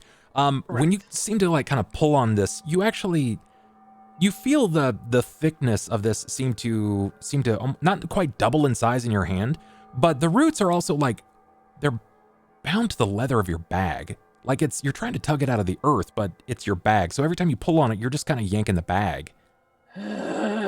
I follow her out, like behind her as she takes this out, and I'm kind of watching her just kind of fiddle with this thing, and I'm just kind of saying from the door, I'm like leaning next to the door, and I'm just saying to, plant it. Put it in the ground. Yeah. Can I hear him? Yeah, I mean, people aren't really walking by at this point. So I, at this point, have started pulling things out of my bag, and when Roy says that, my tail will kind of come up, like almost like a finger, and be like, "I'm working on it." And I'm just pulling shit out of the bag because at this point it's not like wet. I don't. The bag is a lost cause at this point to me, and I want to save what's in it. So I'm going to get everything I can out of the bag, and then see if it's like start if I have the time. What else do I have in my bag? Do I have anything I can dig with? Like I will attempt to like make a small like divot because it doesn't look like it's gonna need much in a wet dirt, right? And just kind of okay. When I see her start to do that, I walk up and I get down on my knees and I just like claw the earth. Sure. It's muddy, right? Like it's a very heavily saturated place, and you probably get about, I don't know, like 6, 7, 8 inches down, and then you start feeling like the denseness of what feels like clay beneath your fingers. And when you wrench it, it looks bizarre because as brown as the mud is here, the moment that you hit this denseness, you peel back, and it's like blood red clay. Cool. All right. And I just motion to put it into the hole. Oh yeah, it's already going in there. I'm just gonna. Sure. I'll stand up and kind of like tow it in with like as I look at my shit wet on the ground, like. Yeah, I kind of, as soon as we get it in, and I definitely create some distance, like I'm curious, and I think I know what this is, but like it's still magic. It's clearly not normal. Yeah. I'm just watching thinking all these tall people are insane. Yeah, Oz is in the window describing what's happening. Like a caster to the rest of the crew. Over the course of the next 5 or 6 minutes, it's like it goes from a 6 or 7 inch sprig into like a 2.5 foot tall tree. Digging in the ground, and then they put it in there, and it looks like it's continuing to grow.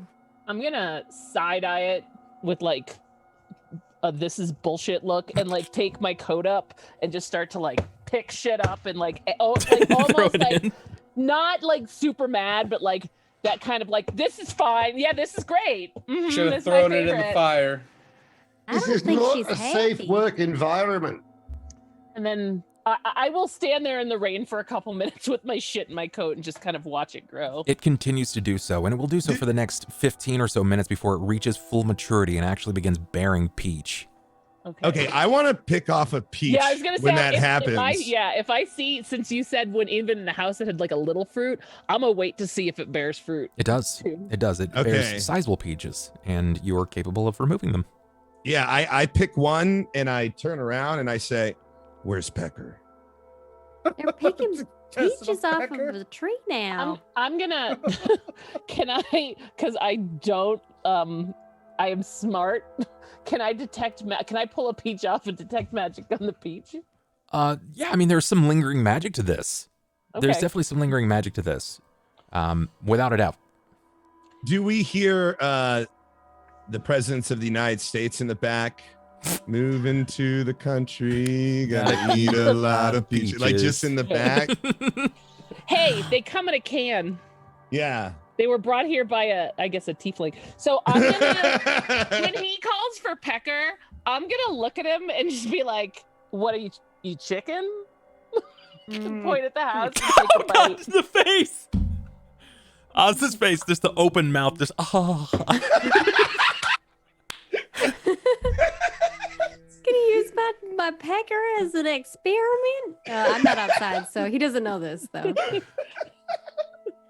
You just see Tripp. So wait, honestly, Temerity, you took a bite?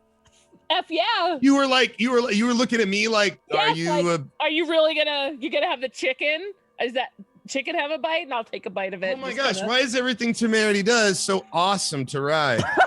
why He's is a it like, badass. oh my gosh. When you pointed at me with your tail, that did things. That was the beginning. And I'm gonna have to get a tail with my new horns, aren't I? oh man. Please, I don't know what to say. All right, let's play tail. Let's put this in Amazon. All right. Perfect. And it is the sweetest peach that you've honestly ever had. I'm not sure Careful what comes up there. if that's fair. So it's not on screen. It's all good. That's fair. But yes, it is in fact the sweetest peach, and you are very surprised. But at this point, I think your level of surprise is going to begin dwindling quickly, as you are aware that wild magic has some sort of effect here. The ley lines, they make wild things happen. So it's bullshit, yes. You're like, okay, yeah, this is fine. Whatever, this is fine. But you know now that you'll have to get a new bag.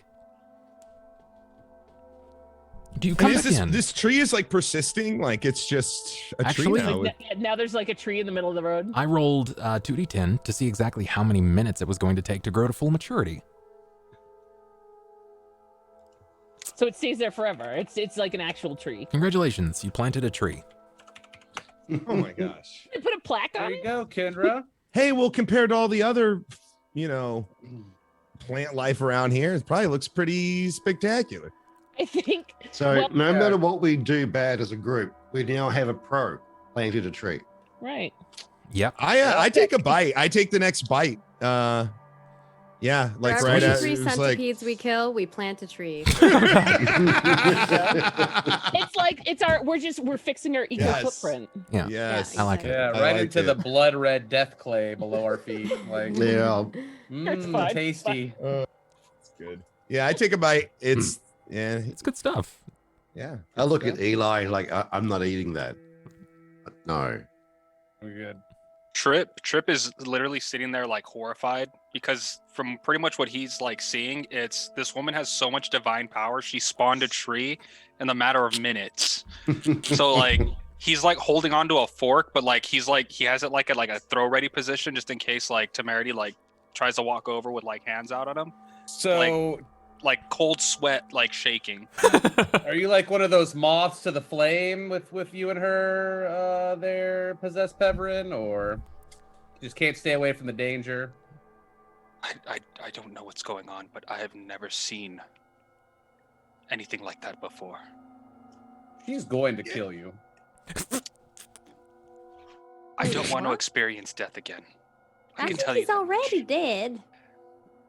She's going to put him to rest forever.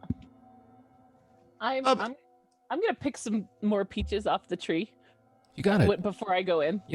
I got But a I'm gonna question. wait for Rye before he goes in. She's Okay. perfect. She even brings her own food.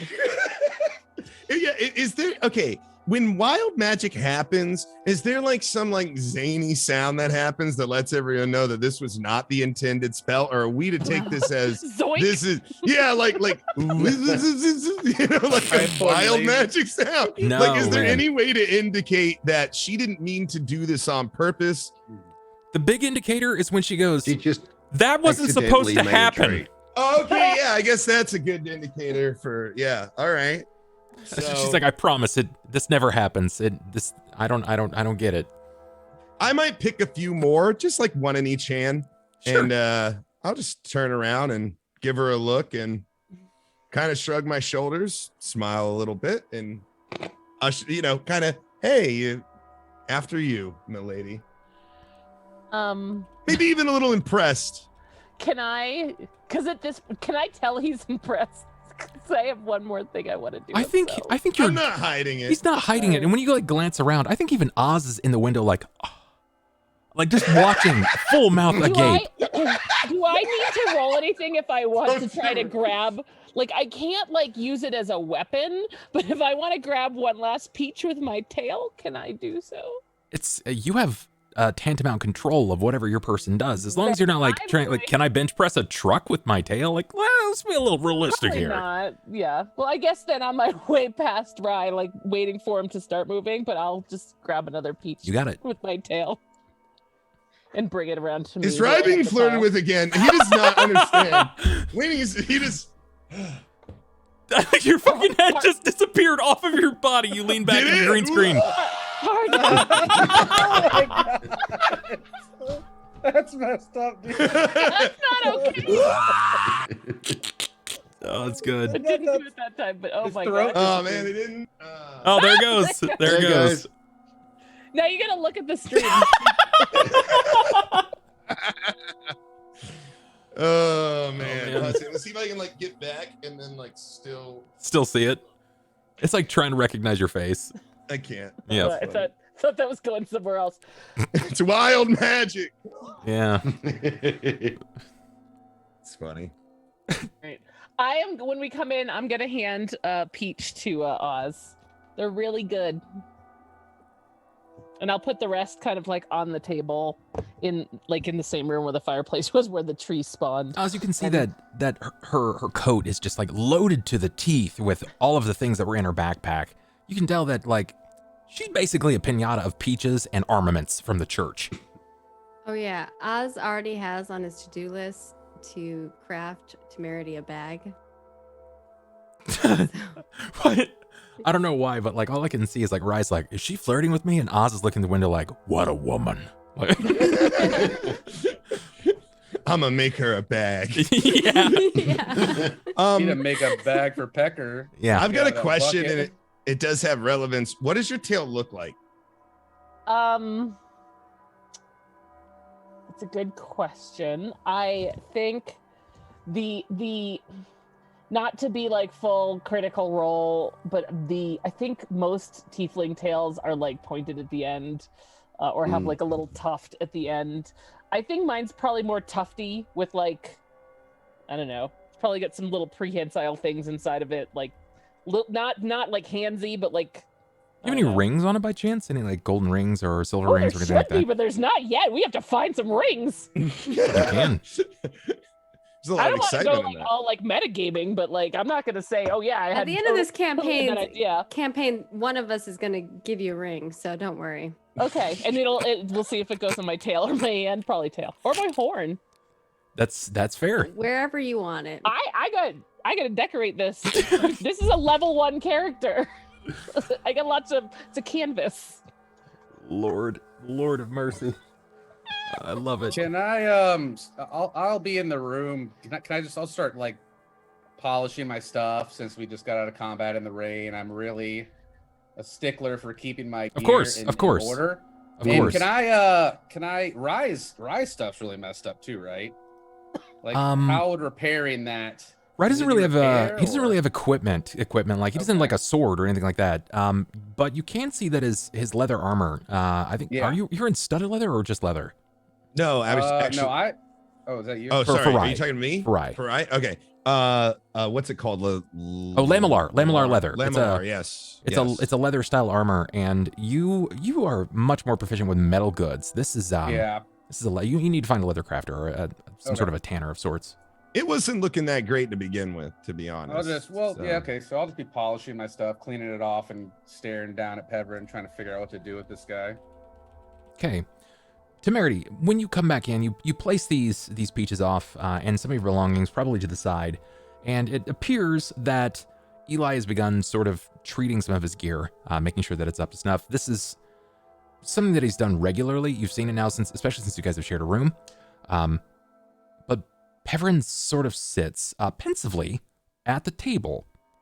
And are you actually clutching like a fork out of fear? Are you sweating? Give us the rundown. Like he's like I said. I mean, the only thing that really ties nature magic is divine power. So I mean, the two would correlate to where if someone can grow a whole tree in the matter of minutes, like You got to have some pretty strong power to do that.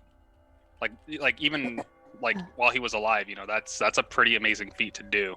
Correct. And the fact that he's dead, regardless of him having memories of his past, an undead spirit is going to recognize there's a lot of life energy channeling into one thing to give it the ability to grow like that. Sure. So I would see the fork, I guess, and just hand him a peach. you stuff the peach on the end of the fork. Oh, that's better. And then I would go back and try to dry off my stuff. She doesn't. You Go ahead. Yeah, he drops it, freaks out. So why did you come back here Oz anyway? goes and grabs the other peach, the fork in it. I don't know. It was. I tried to leave, and then when I got back, I felt fear, and then I was pulled back here.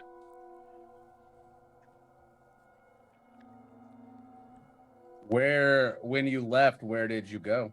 Back to the prison? You saw the stone. You recognized the cold stone of the prison. Yeah.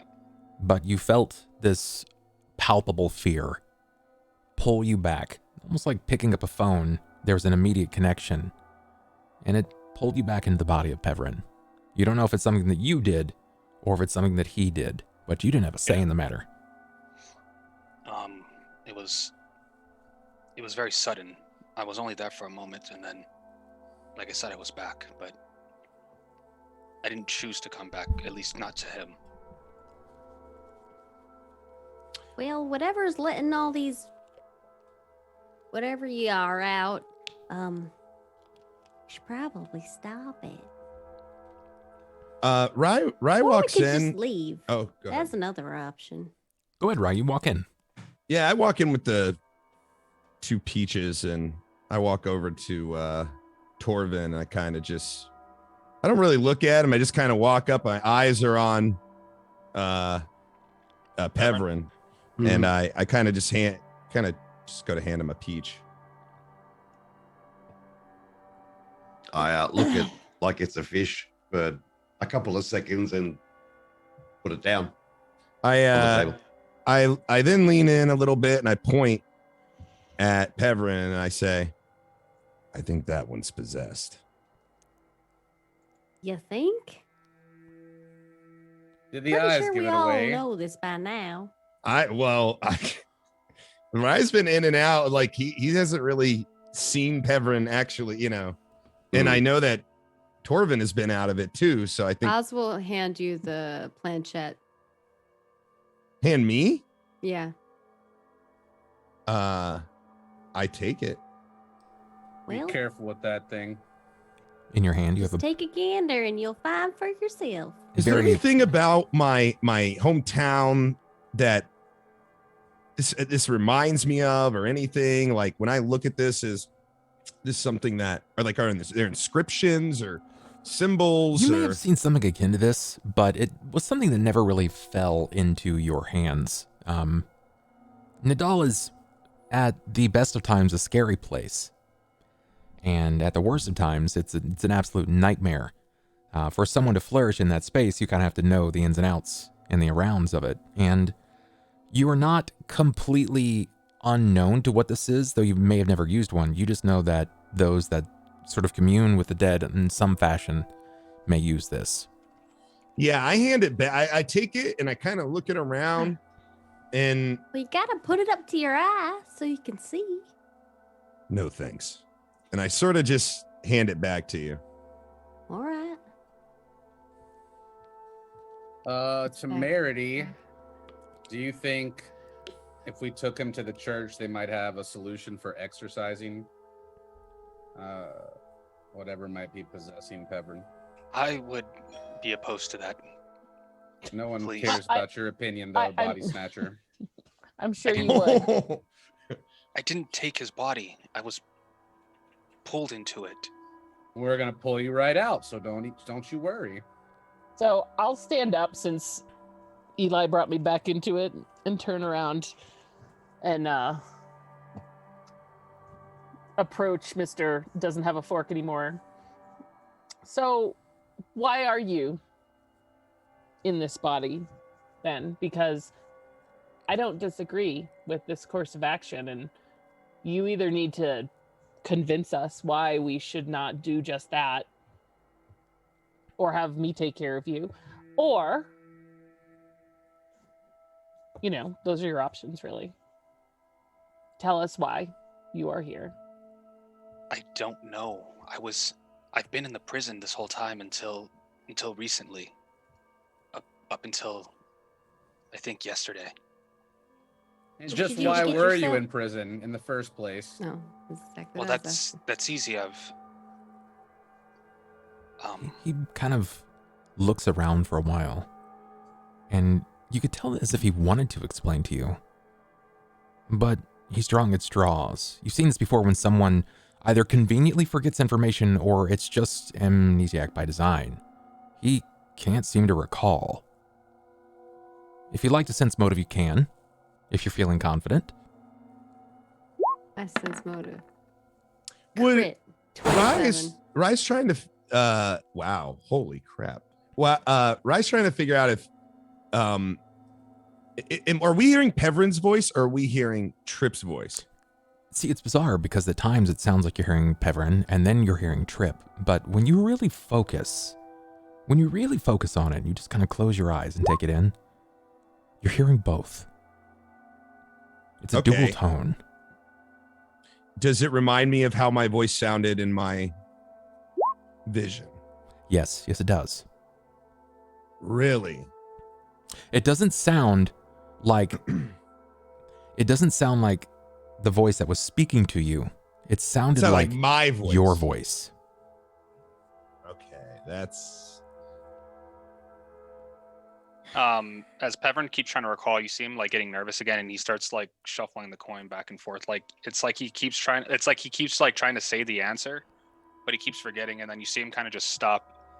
Oz, you know for certain that, without a doubt, reading people is something you've had to specialize in doing over your existence here in this world, and you're reading him like a book. He just flat can't remember. Lad, I've got a question, just one, and I think it's an important one. Who did you get here? Like, the first time, the first moment. Give me a memory test. I want to see if you can recall.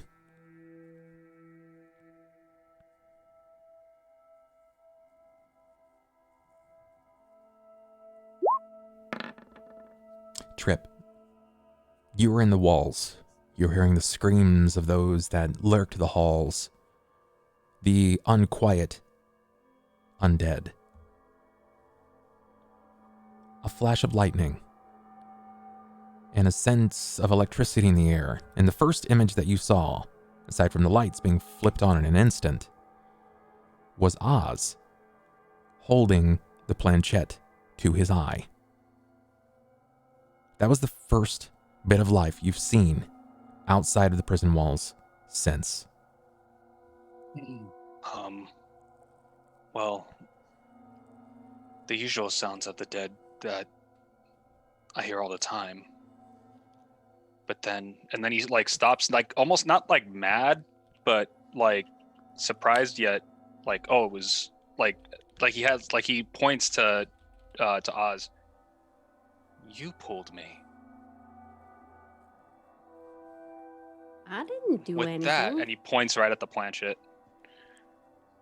You called me with that. You lifted it and you pointed at me with that. You called me. I didn't call you. You showed up and I just looked at you after. No, I've told you before.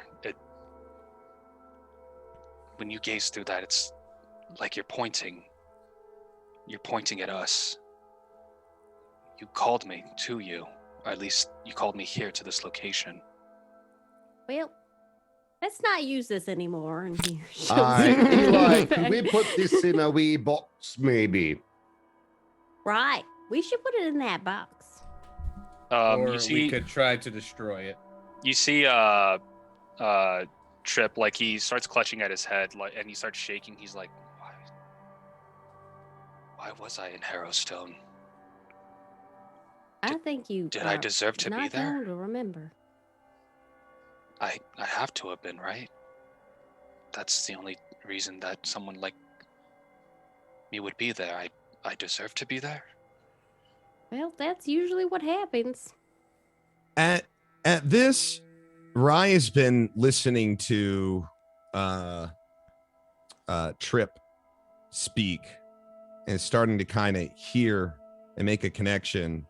And then he just asks, do you remember what you did inside the prison? Would I remember that? I mean, Depends on the time. Is he talking recently? Is he talking before everything happened? I mean, but if an event, I mean, if a big event happened, wouldn't he just sort of naturally go to that memory, or do I have to prod more? Potentially prodding more, giving any kind of like indicating reminder, even reminding of like particular words said. Okay, yeah. And I just mentioned maybe something about a fire. And I look at him like square in the face. A flash of a memory. You recall that there was a fire, but you didn't set it. You didn't see who set it. You sat in your cell, huddled up in the corner, so you didn't get killed, so that you weren't another to be murdered by the loose prisoners or the guards. That's what you remember.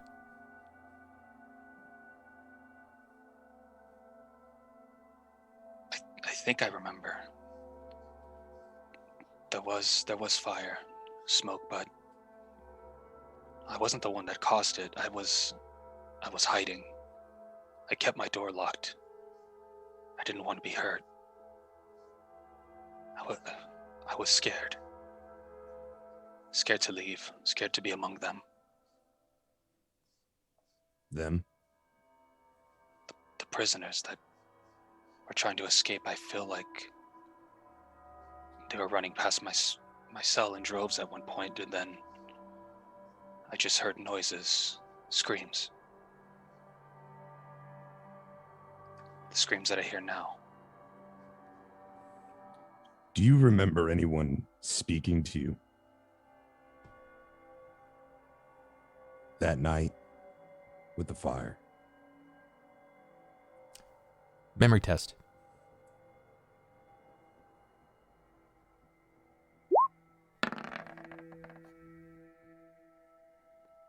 No.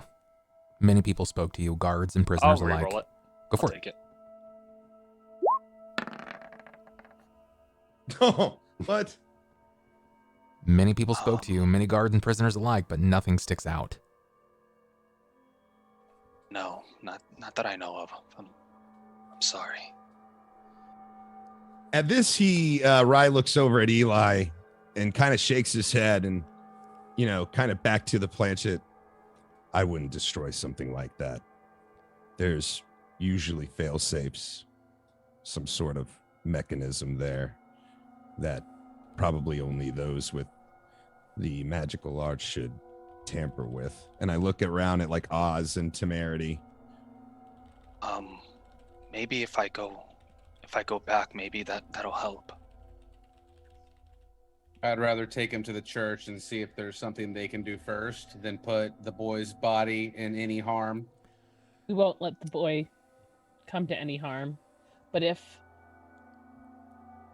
You know that they'll exercise him, Temerity. You have no doubt in it. And the church is not afraid of physically harming the body. Right.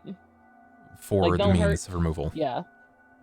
If we bring him to the church, the boy may not survive.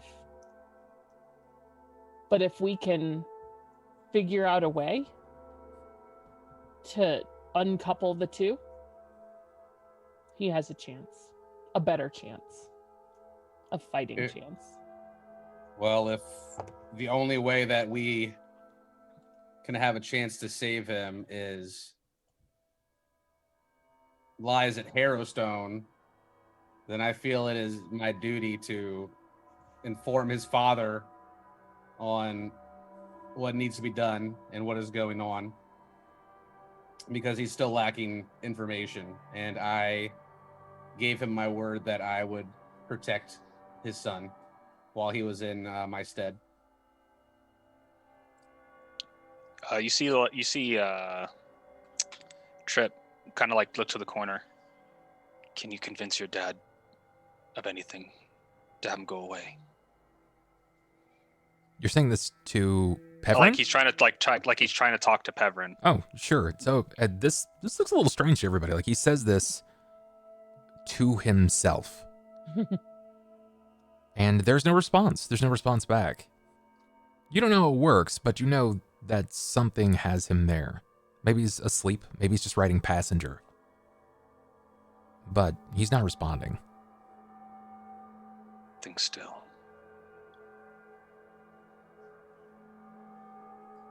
I would say if we can go tonight.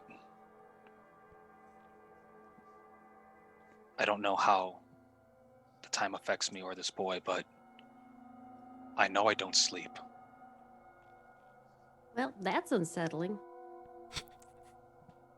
That sounds very unhealthy for Pevrin's body. Rye shakes his head. Not at night. You don't do operations like this at night. Not here. The sound of experience. Confidence when he says it as well. So you want us to go to the creepy building in the daytime? I'm okay with that. Rye nods. So what we doing tonight then? I kind of look over my body and kind of like move it around. And I say, well, I don't know about you, but I'm going to get some rest. We're probably going to need it. Speaking of which, does anyone have any way to suture the arm right here? Pevrin is still in some pain from striking that monster. Oh my goodness, why wasn't this performed earlier? When you glance down, like it's not a embittering wound, right? Like it's not an actually like open wound, but you can see there's some bruising. There's bruising on the shoulder. It's something happened, and maybe Tripp is wrong about this, but you guys don't really know enough about Harrowstone. There's still lots of evening and afternoon left, but you guys don't really know enough about Harrowstone. You have no idea how long he'd been there. Yeah, we need to basically look at everyone who died in the Night of the Fire, which the Temple of Pharasma has a list of. So we kind of need that. Before we take the boy anywhere, I need to speak with his father. If we want to do something else, then we can do that, but I don't think he should leave the house until then. Especially if we're going to the church. Maybe they know something about these potions and elixirs we found as well. Church ain't really my thing, so maybe y'all can go, but maybe I can go to the try church. Find what those symbols were on the foundation. Kendra actually chimes in. Forgive me for stepping in, but why don't you use the library? The library here at my father's estate, it's fairly vast, and you might be able to discover something. I don't know entirely, but something, and well, this didn't I see you speaking with Councilman Murakar? Or was it Hearthmount, Rye?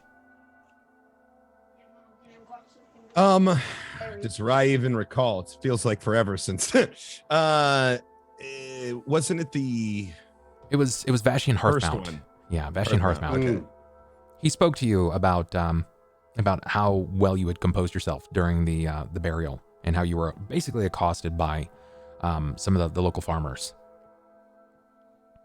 Oh yeah, and you told him, remember, you were like, well, make sure that he gets his due or whatever for messing with us, or you talk to him or whatever. Yeah. Yeah, I think I made it clear that I would do work for hire, kind of, something like that, if it came to that. I nod and I look around at the group and I just say, maybe not a bad place to start. I won't be sleeping much tonight anyway, so a night of studying sounds fine with me. The only reason I say is this man, you said Tripp, yes? He nods.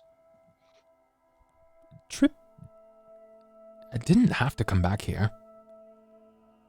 He very clearly has had some fears with both of you.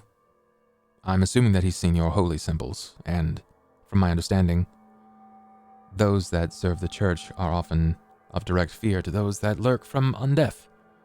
Or at least that's what I've read. Now maybe he's bold, or more stupid than not, but wouldn't it just be interesting to suspect that he may have come back of his own earnest desire? I agree that he was a prisoner of Harrowstone, and I think it is worth considering that he is probably more vile than not. Rye doesn't know that technically Tripp kind of saved his life. Could have seen it that way, but Rye doesn't know that. Probably also doesn't know that Tripp just lied to his father and the sheriff to prevent you guys from potentially being wheeled in. The dead are not meant to be with the living, and especially not inside of a young boy. So regardless of his intentions, he has to be dealt with. That is not his natural. That is not the natural order of things. I call this into question, particularly for Rye. Rye, you may not necessarily believe that entirely, because in Nadal, they have historians that are dead. Yeah, it's difficult. Because I mean, you kind of have to know the history of Nadal a little bit. How much do I want to say here? It's true. You have said that you're from Nadal, at least to Oz, but there are philosophers and historians that are more like living records in their unlife. Well, not only that, but just possession in general to use for labor and like the military and stuff like that. They have, which are used by completely innocent people. Sometimes, many times. This would, if you're willing to like make that recollection, you would probably also recall that there are individuals similarly that are outlets for the undead, that they are just keen on letting spirits, maybe they don't understand how it works entirely, but they're just a glove waiting for someone to sort of step into that to take control. Heverin may be one of these people. I look to Eli and I kind of give him I look almost tired when I say I look exhausted. And I tell him, the connections between the living and the dead can be complicated. In my hometown in Nadal, many times the innocents were used in unnatural ways. What's the name of the guy again? The god.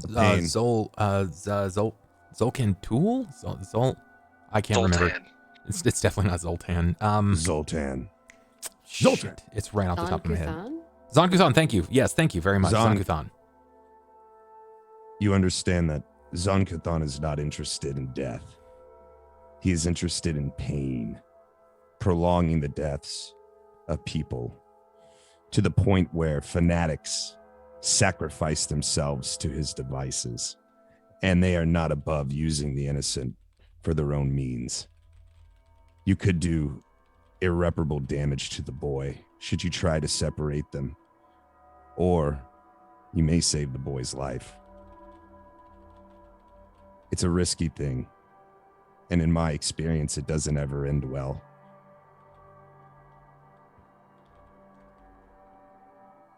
Well, just as you say, they are not above using innocence for their own gain. I am not above bringing judgment upon those who would do so. And I may not be a follower of Pharasma, but in this land, they are the law. And as a follower of Torag, I must help enforce the law and protect those who need it. And whether we exercise him by force or whether he stays, it won't be good for Pevrin. At this, I respond, and I just say, and I just look tired again because I don't think he's going to get it. Sure. But I just say that also some ghosts aren't guilty. Only the ones that are from prisons, right? At this, similarly, shrugs. In his argument, you hear that despite his personal feelings on the matter and the fact that he's a paladin of Torag, there's definitely more concern here for the living body of Pevrin and what it's going to do, not so much for what exactly happens to Tripp.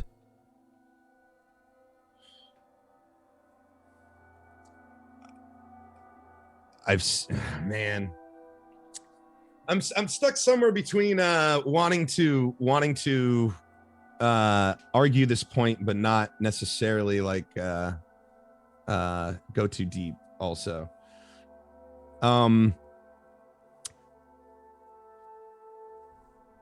so your main concern is for the body or the soul of this child?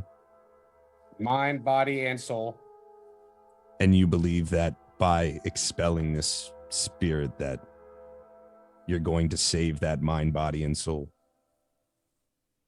It is my belief that Pevrin does not want any part of this, from how frightened and confused he looked when Tripp first left his body. He was a frightened, innocent child, and the first instinct that he had, he ran from this room to find his father. So, is he willing in this? That is not my belief. And as someone who wishes to protect him as an innocent, we have to do whatever we can to get his consciousness back where it belongs. And that's my point entirely. Another knock you may not at the door. Breaks that conversation, the tense part of the conversation here, and mild levity as Kendra's head turns to the door. What now? I'm expecting no one else. So ready to I walk towards the door to open. going. Are you going? Okay, Oz is going. Yeah. Oz, when you Oz open, is like backing away from this like intense conversation Sure. that's happening Starting to while get a he's little like taking a bite heated. of a peach. yeah, you open the door, biting onto the Torvin, speech. can I yell for Torvin and like nod for him to go after her? Because Sure. I'm kind of predisposed with Rye right now. Yeah. And the only person I really kind of trust is Torvin after traveling with him a little bit. You got it. Just to keep an eye on Oz, because Hypocritical. mischief. Hypocritical. You Even would have Rye, handled it evil differently. You thinks you're handled it the mischief. exact same way as Oz did. Torvin, you get the nod. Do you follow up or do you stay in this conversation here? You follow up. Okay. You follow behind Oz. You make some haste to it. Oz, though slightly larger than you, still with very medium steps. And Oz, you answer the door, still chewing on a peach, and a man stands before you. I'm going to go ahead and give you an image of him. Show to players. A man in darkened leathers. I'm going to go ahead and show to everyone exactly what this figure looks like. Hello, cowboy. Very, very dense, strong and square jaw, eyes squinted beneath a leather duster and cap. He seems to have what looks to be some sort of like bandolier beneath the duster, but you can't see much attached to it. You do hear the clanking of metals below his waist. He introduces himself as Sheriff Benjamin Kaler. Oh, finally, you came. I was wondering if the sheriff was actually going to show up, and for a moment there, when Zolkar came over, I thought that wasn't going to happen. Ooh, at the hearing as sheriff, I kind of perk up and look over. He pauses for a moment before waiting to say anything, almost as if he's waiting for you to say more. Do you say anything else, or do you just kind of wait for him to respond? I just wait for him to respond. Because I don't know if we want to bring him in here when we have a possessed child. This bemused grimace on his face, he peers both you and Torvin before finally saying, after what feels like far too long, Bastion Hearthmount wants to speak with you. And he said it was important. He asked for me, and it was important? Well, he said he wanted to speak with everyone. I don't know what that means. Everyone. Like everyone that's in this building? I don't know. Well, that's not helpful. Yeah, well, I'm not an errand boy. Well, what else Never mind. What? Well, is there anything else we can help you with, Sheriff?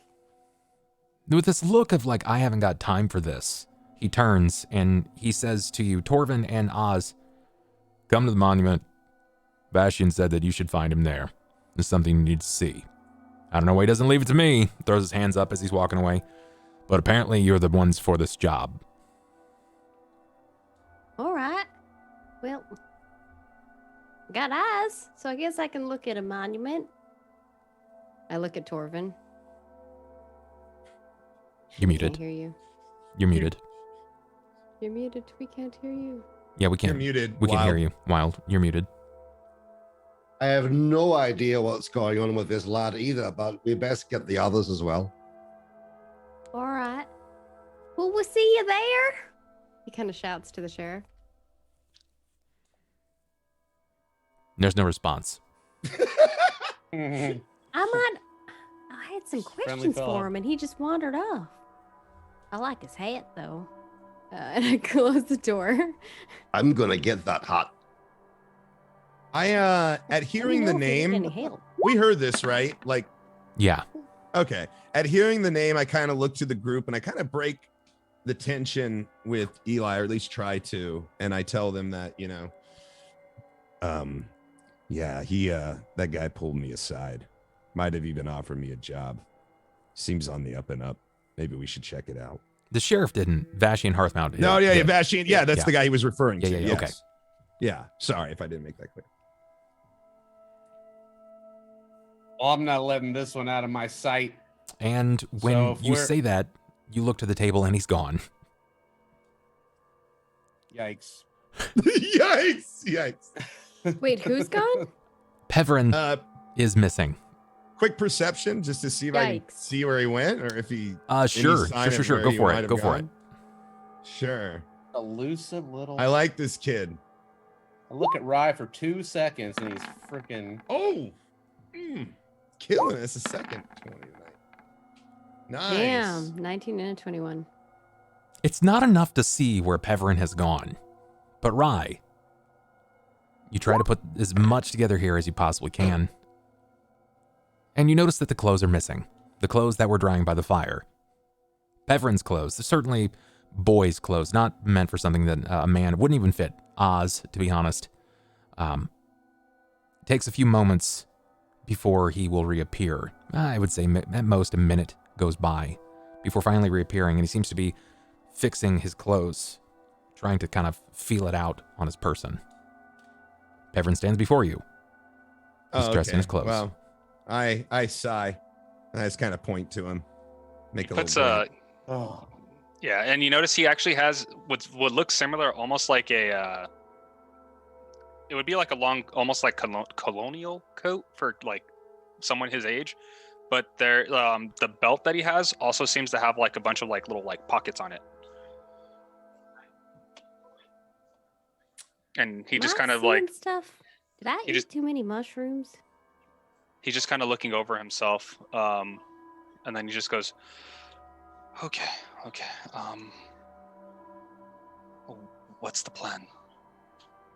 Can you fix your eyes? If, like you did with Zokar, so they can't tell that you're possessed at the very least, so we can take you places. I You was didn't only even- able to you do it didn't for even a few know- moments. You didn't even know that your eyes were different. Oh, okay. But then yeah, he would look. He's like, "What do you mean?" Well, When Eli says that, I look over at Eli and I just say, "Can I not convince you to maybe that we should leave him with Kendra and let her watch after the boy?" Oz picks up a tray in the background and is like showing I'd like to not Tripp put what his face looks like. I'd like to not inconvenience, since we are in her home and she has done so much for us already. I'm sure she's quite capable of that, but I look over at I'm not- Kendra, which is kind of like a, what do you think? I don't know what he's capable of. I know that he is in the body of an 11-year-old boy, but will he manage to sneak away without any of us noticing? Similarly, from what I've heard, he managed to pick your pocket earlier. Not a lot we can do about those things if they happen. If I might make a recommendation, keep him close. And he points to well, first he's still checking his eyes. He wants to see if like And you can Oz see him, is, like, Oz is doing holding this. like this silver serving platter and just kind of angling it just right. And you pull your eyes down and you're glancing, and there's no pigmentation. It's just stark white. Is there nothing odd about an 11-year-old that just joined up with these fucking adventurers and is just walking through the town? He's just part of the party now. Just, this Peverin kid who you guys have known to just be kind of a wimp and more of like a scribe, who's scared of Harrowstone, is just now magically just traveling with us. Like I don't think eyes are going to be the problem here. I think it looks silly no matter what. how about this? He Then? could wear my armor. Why don't I carry him on my back then, and he can keep his eyes closed and act like he's sleeping? I'd rather not. Because that's a crazy idea. I mean, he's about the same size as anyone Oz. have a better idea? And he's definitely taller than Torvin.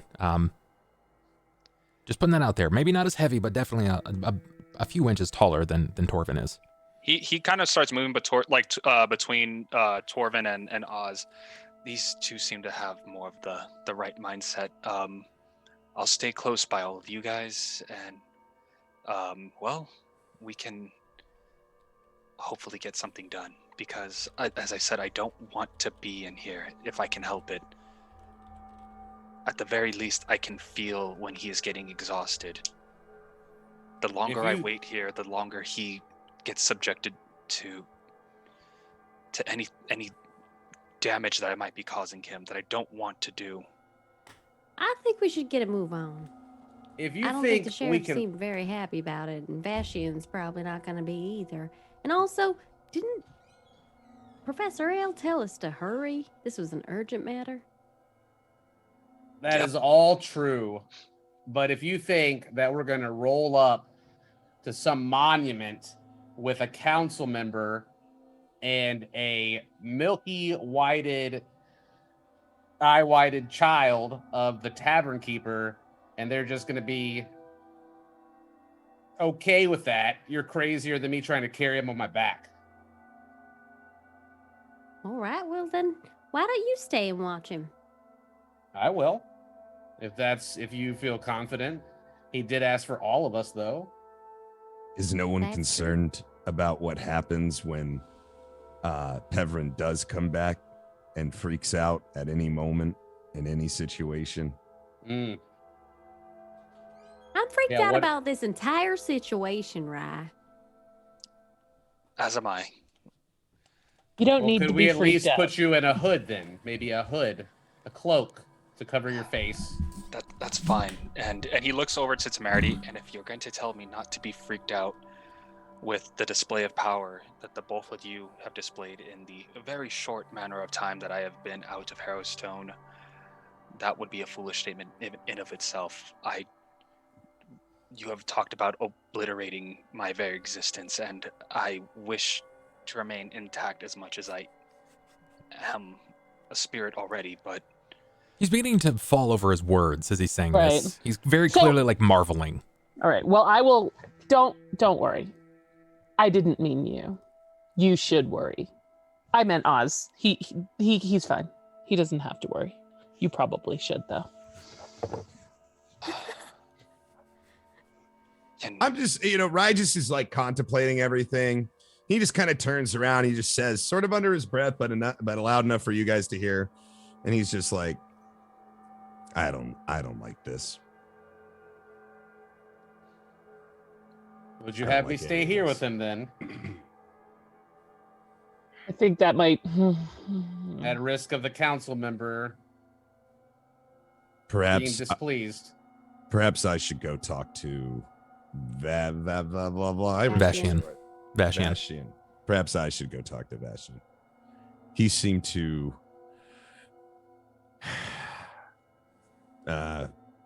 he seems to be impressed with how I handled myself earlier. He pulled me aside and we had a conversation. Maybe you guys can stay here and I can go speak with him. He did ask for all Are of you us. feeling well enough for that? He did I'll ask for come all along, of us, lad. and he said I'll there come was along. something we needed to see. Yeah. If he wanted all of us to go, I think that perhaps if one of us stayed behind, that looks much less suspicious than if all of us stayed behind. Well, Why I don't- feel like a man of his stature understands that sometimes there's representation of groups, and maybe we don't all have to Why go. don't all of you go, and I'll just stay in the shadows? Oh, At the very least, remember how to do that. I haven't run away from any of you. Oh. No. He did have a chance. All things considered, he did get away and walk back freely. Yeah, but he might be after the planchette or something, or He might be. Take it with you. he could have an ulterior motive. That's very true. That's also very true. Oz, Torvin, because you're standing in the hallway at this point, you haven't fully re-entered the room. Out of the corner of your right eye, where the window was cracked from the raven, you've noticed now that there's a bit more footfall. More people are passing by the window than you've seen in this town almost entirely. Oz will go over to the window. What's going on out there? There's so many people. There's about 30, 40 people. They're not like lined up. They're kind of sorted about each other. Some moving in like a couple or like a little pod. Others walking. You even see some kids. Do they look like that are they're going a direction? Yes, they is are. it towards where the monument is that we're going to? You don't know. You're not sure where the monument is. Oh. How are we supposed to go there if we don't know where it is? Where is the monument? I think we gotta go Kendra, talk to that do you guy. know? Kendra tells you. Okay. It's down by the riverside, just before you exit town. You can't miss it. It's nearly 30 feet tall. Does it look like the people are going that direction? She points in that direction, yes. Well, looks like we might have some company.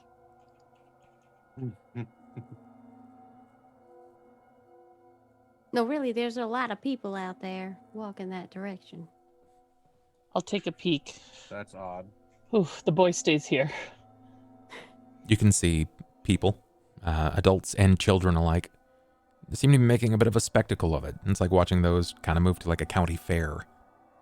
Oz will go outside and he just kind of shouts at one of them and is like, "Hey, where y'all going?"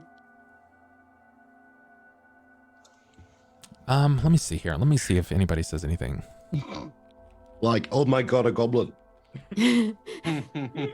Oh my god, a giant pecker. Okay, yeah. Actually, a teenage boy stops along the way, his hands dirtied from kind of messing around in the mud, and he seems to, he's got like coveralls on, and he's just a mess. I said they found blood at the monument. Blood?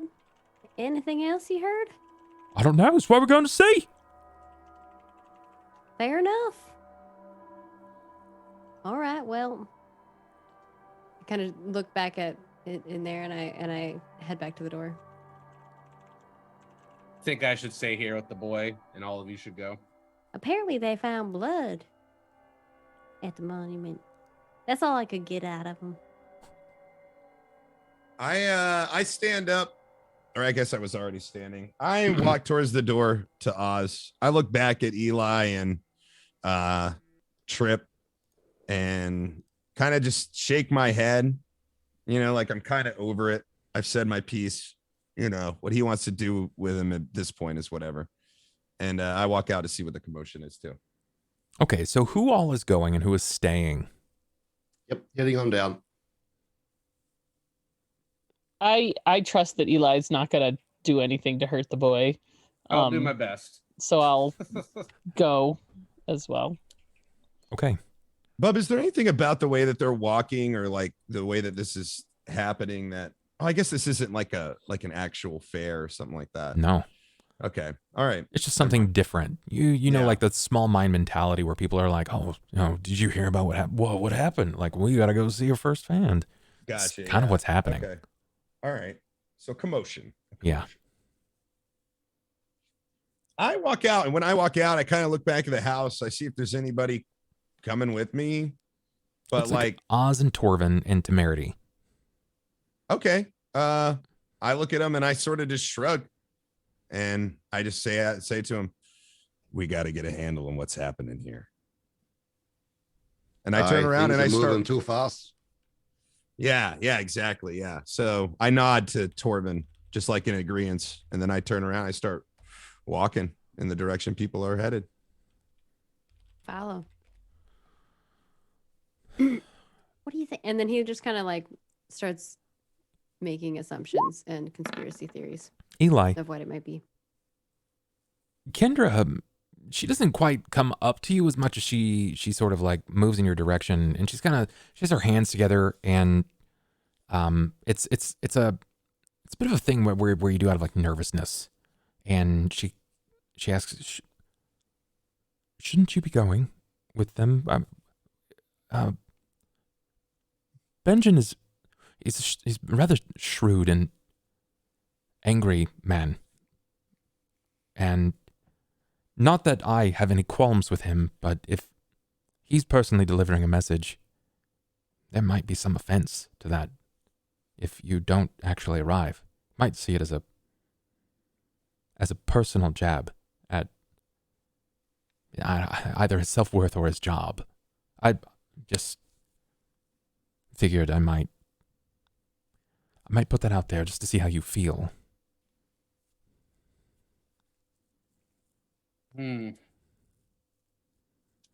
My priority is keeping this one safe. Give me a perception.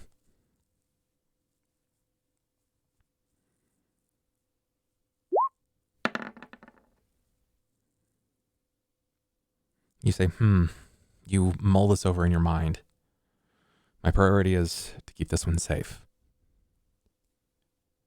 And when you look back, Tripp is gone. I guess I'll go look for him. The door is left open. You note that the others have been very quick to shut the door behind them. What do you take with you? I'm gonna grab my backpack with all of my things and my warhammer and my shield. I'm like a Boy Scout. I always like to be prepared. Gotcha.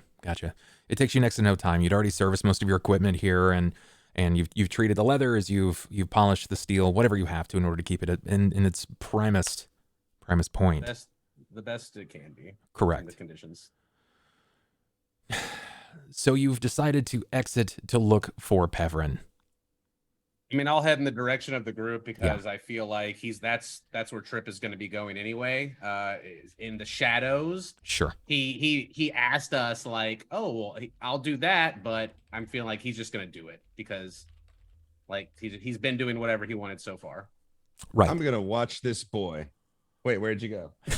I'm gonna watch this boy. Wait, where'd you go again? Everybody keeps talking to me. It's true. It's Yeah, true. I know. He keeps getting distracted. He's wily, man. They're like, Eli, and I'm like, huh? The same thing happened to Rye, right? Like it's like Rye was like, what do you mean? I was supposed to fucking watch her, but then she's casting spells on me, man. Yeah. Yeah, the same thing is happening. You need some Great. The rest of the group's gonna be giving me shit. Like, Perfect. Hey, Cobalt, where is he, big man? Yeah. just handcuff him to you. There you go. Yeah. He's gonna get the rope out, but having a leashed child wandering with me doesn't look any better. Nah, either, any parent so- gets it. Sometimes you gotta do what you gotta do. Yeah. Oh, hey, Zokar, just walking your kid. Like, Yeah. big deal. That's good. Zokar just nod and go, okay, all right. I get it. Yeah, I'm sure. Babysitter now. I'm sure you could spin that off into some sort of explanation. Like, yeah, it's a new game. We're teaching him to not run too far, too fast. So you immediately gather your things and begin to look for him. But the crowd is beginning to move. Are you guys shifting as your own pod, or are you just kind of parsing yourselves apart? How does that look?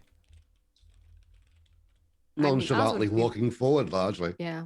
Okay. Oz would walk with them as a group. Okay. Yeah. I he's started probably first, but I slowed down to to kind of let them catch up. He's and we're just kinda probably walking. coming up with theories on what it might be, like what kind of body it was, or that kind of stuff. To Rye, this feels like very familiar. There's many times that this was happening in his hometown, where people would go to watch some spectacle, and it was very often it was never good, Right. but it was very often it's sometimes absolutely horrifying, so he feels sort of on edge. He is very vigilant. He doesn't feel at ease. He may be walking nonchalant with everybody, but he's very rigid inside. He doesn't like the feeling of walking to whatever we're walking to. Okay. Sounds fine. Moving in this very school of fish sort of mentality, watching those flock to this, knowing that there was blood, not sure entirely what's going to be here. As you move, crossing bits of land, muddy, this tepid, almost muggy climate, an embankment, this climb of natural soil rises, what looks to be some sort of like dried wheat at its top. A figure reaches over. When you move over to the top of this, down into this sandy embankment, a figure stands, moss covered on what looks to be a small stretch of the sandy bank at Ravengrow's river edge. It's very clearly that you can tell that this is Ravengrow's most distinctive landmark, as it's overlooking the river. The statue depicts a proud, muscular human man dressed in leathers, wielding a truncheon, at about 25 feet tall. A bronze-smithed plaque attached to the front bears roughly 20 or so lines. Harsh weatherwear and deliberate chippings mar the history of this piece. The only legible text is the largest and centered. It says Warden Hawkran, and 4 numbers following. 4661. You see Vashian Hearthmount in his portly body, kind of standing with his fingers tucked under his arms. When he glances up, he seems to notice you first, Rye, and he starts walking away in your direction. I walk to meet him. I'm keeping an eye on where the crowd is, though. I am trying to avoid the density of the crowd. Stay on the outskirts. I know that when panic sets in, one of the worst places to be is in the center of all that. So, Oz has a moment when he sees those numbers where he kind of like gasps a little. I walk up to Vashian Hearthmount. Why do I keep when I do Vashian. I gotta let me just Vashian Hearthmount. The man with the split wig top that seems to curl up on the sides and the very fine mustache that seems almost painted on his lip looks to you and he nods.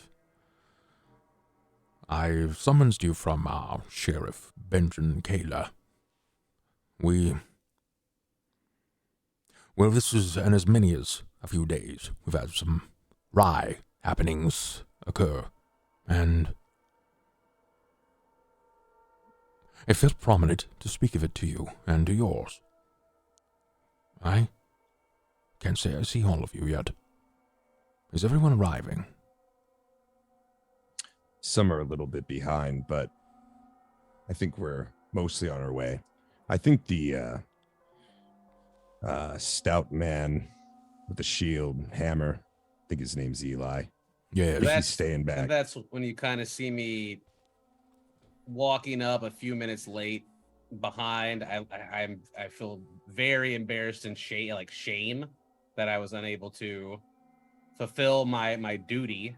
And the first person I guess I'm going to catch up with is Oz. That seems Oz has a look of confusion over his face, but it doesn't seem at you. It seems like they're playing something over in their mind. Maybe it's a memory, maybe it's a mathematical equation. You're not sure, but there is some confusion there. I continue to talk to... excuse me, I muted, my bad. I continue to talk to Vashian, and I am surprised that as Eli is coming over, I kind of stop halfway with what I'm saying. Oh, never mind. Maybe he is coming. But then I look back at Vashian. To be transparent, we've been dealing with quite a few odd things ourselves. And if you'd like us to take a look at this issue, we would need 100% transparency from you. No secrets, no, back talk, double talk, anything like that. If you want us to take this seriously, then you must tell us everything that you know. There's always minor politics of the sort, but I promise with full transparency, we are most confused.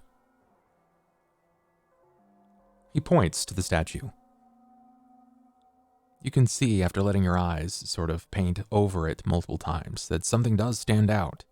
Aside from what looks to be some sort of a letter painted over the bronze plaque, there is blood that seems to have been flung deliberately in various places all over the statue. But what he points to is right over the bronze plaque. A letter V, still damp, slowly seeping down the statue's base. We have yet to discover a body.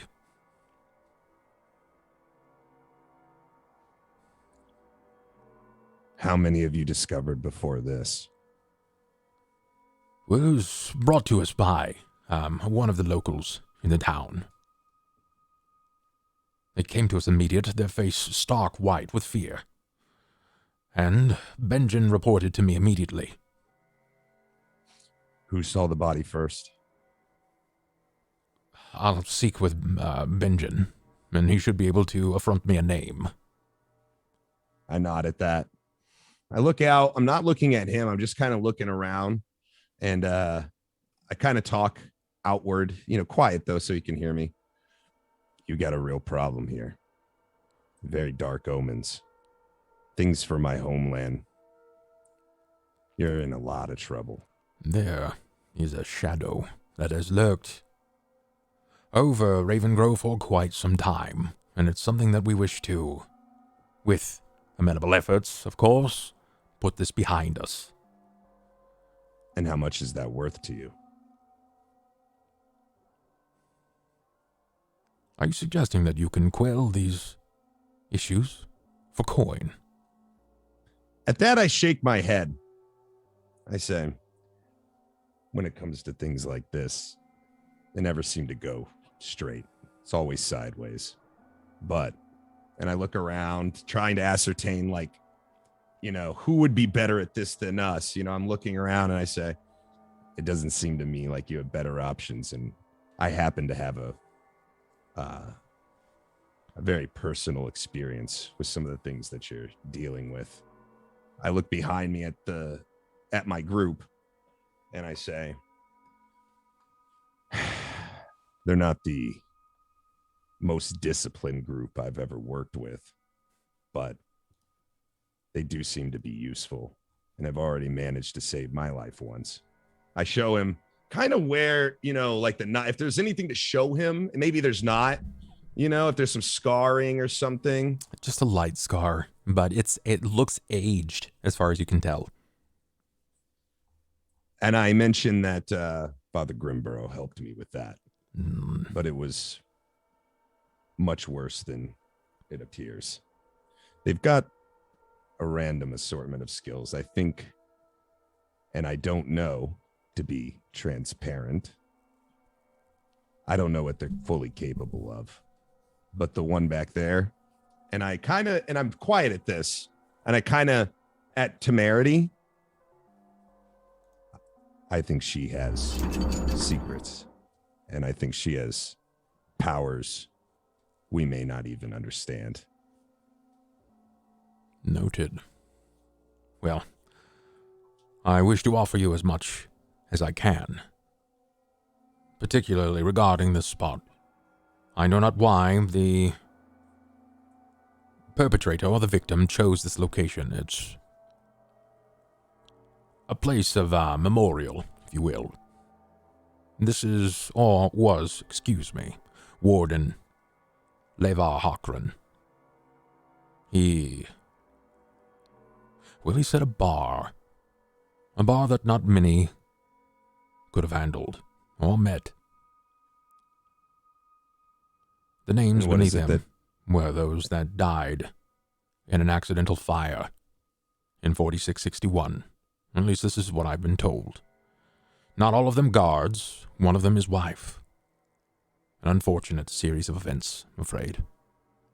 At this, I'm actually kind of glad that he's mentioning this. These are things that I know, but at least that he's telling me about, He doesn't know I know these, so he's at least sharing with me, which is good. But now, the memorial is used as a popular meeting spot for late-night trysts, for Ravengrow's young lovers. Why, I can't bother to understand. Perhaps it's the mix of tragic romance and spooky ambiance. Who knows? But this is where they meet and define romance. At this, Rye sort of looks down, and he looks sort of sad for a moment. He says, young romance will find its place in even the darkest corners. Yes, we agree. And then after that, I say, well, first of all, the first thing you can do is give us free reign of the town. Not obviously to your coffers or to your resources, but at least free reign to explore. Maybe tell the town we're here.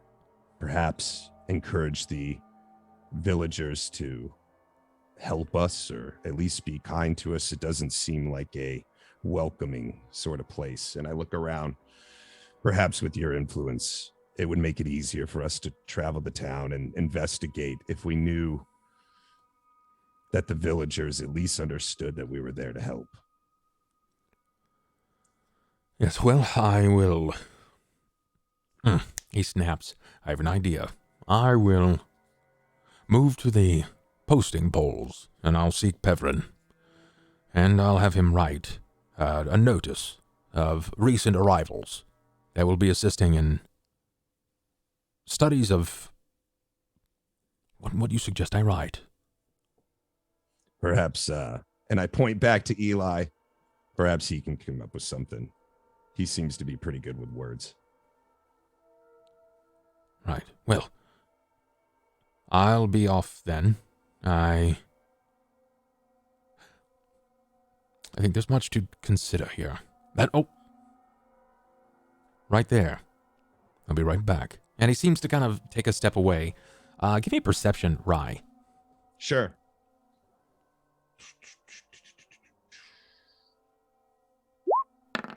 So he's just like generically asking us to fix the town, but not giving us any idea of what's wrong, or that This is needs just fixing? preliminary talks. Yeah, mostly. You guys Okay. have not really negotiated or discussed anything. But he's noticed that you guys are people of ability, and there's always reward for work, especially with this sort of figure. He's not one person to just assume that you're going to do anything for free. You can't see what he's looking at or what he's immediately walking to because he kind of moves into your field of vision. But after a few moments, he seems to like kind of almost pace out of your way. And you can see that he's kind of walking through the crowd, and he's walking in the direction of what looks to be Pevrin. And Pevrin isn't near any of the rest of your party. I sort of double take. I like look over at Pevrin, and then I look over at Eli, and then I look back over at Pevrin. You see Pevrin do this. He just goes. Not 1 second. Not entirely. Oh, okay. Pevrin's face is not one of like un moment, right? It's not like, give me just a moment. It is paramount fear. Where he was afraid of Temerity, where Eli gave him the willies. This is the face of someone that has just witnessed death. And as Vashian moves in the direction of Pevrin, another figure breaks away from behind him. A figure that was turned, but very clearly standing behind Pevrin at this point. And as he seems to step into the crowd, he immediately fades and just kind of blends in with everyone else before he's no longer seen. But his face never changes. Absolute tantamount horror. I am looking over at Eli. Is Eli looking at me? Do I see Pevrin? You don't see Pevrin. Then I'll be looking at Rye. I mean, I'll have been walking to catch up in that direction the entire time. So, I mean, I make a little thing, I make a little noise to him, and I point over at the direction where Pevrin is, and I don't know if you can see him from where he's at, but I'm definitely pointing at him. You point, and Eli, Oz, Temerity, and Torvin, you can see that he's pointing in the direction of what looks to be Pevrin. He's just on the outskirts of this small grouping of people, this massing of individuals. Eli, and I'm like, I thought you were supposed to be watching him. Yeah, me too. He's a slippery one. I have no excuses. I failed. We should probably try to go. Do better next time, I guess. That's what Chef always tells me. I need will saves. From Temerity, from Eli, from Oz, from Torvin, and from Rye. 12. Good.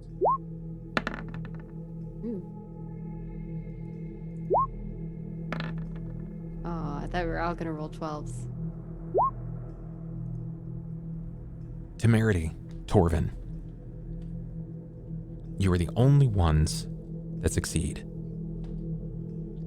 Time seems to slow around everyone. Rye, everything just kind of feels like it's fading to black. Eli, the noise around you seems to suppress into this violent hum, and it almost seems to paint out your vision similarly.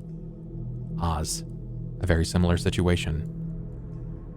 This was a bit more understood and conceptualized for you because this almost marked the awakening of your magic. Torvin and Temerity. Nobody else moves around you. In fact, everything comes to a screeching halt. You glance up, and a bird mid-flight. Raindrops pause in the moment. Only one other figure moves. He moves from behind Pevrin, and he blends into the crowd. And as he glances around, you see the eyes of a human man, crimson red, skulking through the crowd. And when they connect with you,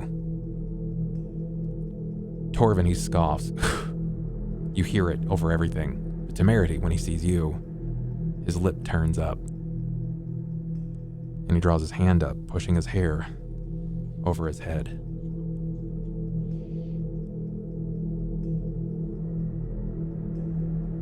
And he seems to pull away from everyone else, he steps behind a figure, and the shadow of him disappears before yet another one seems to pull into his path, and he just fades out into the steppe of dust. Where there was once someone, there is now no one, a walking shadow of porcelain skin and crimson eyes. And a single voice cracks. Peverin screams out. The Lopper. It's the Lopper. And the boy crumples in a heap and collapses. And this is where we end tonight's session.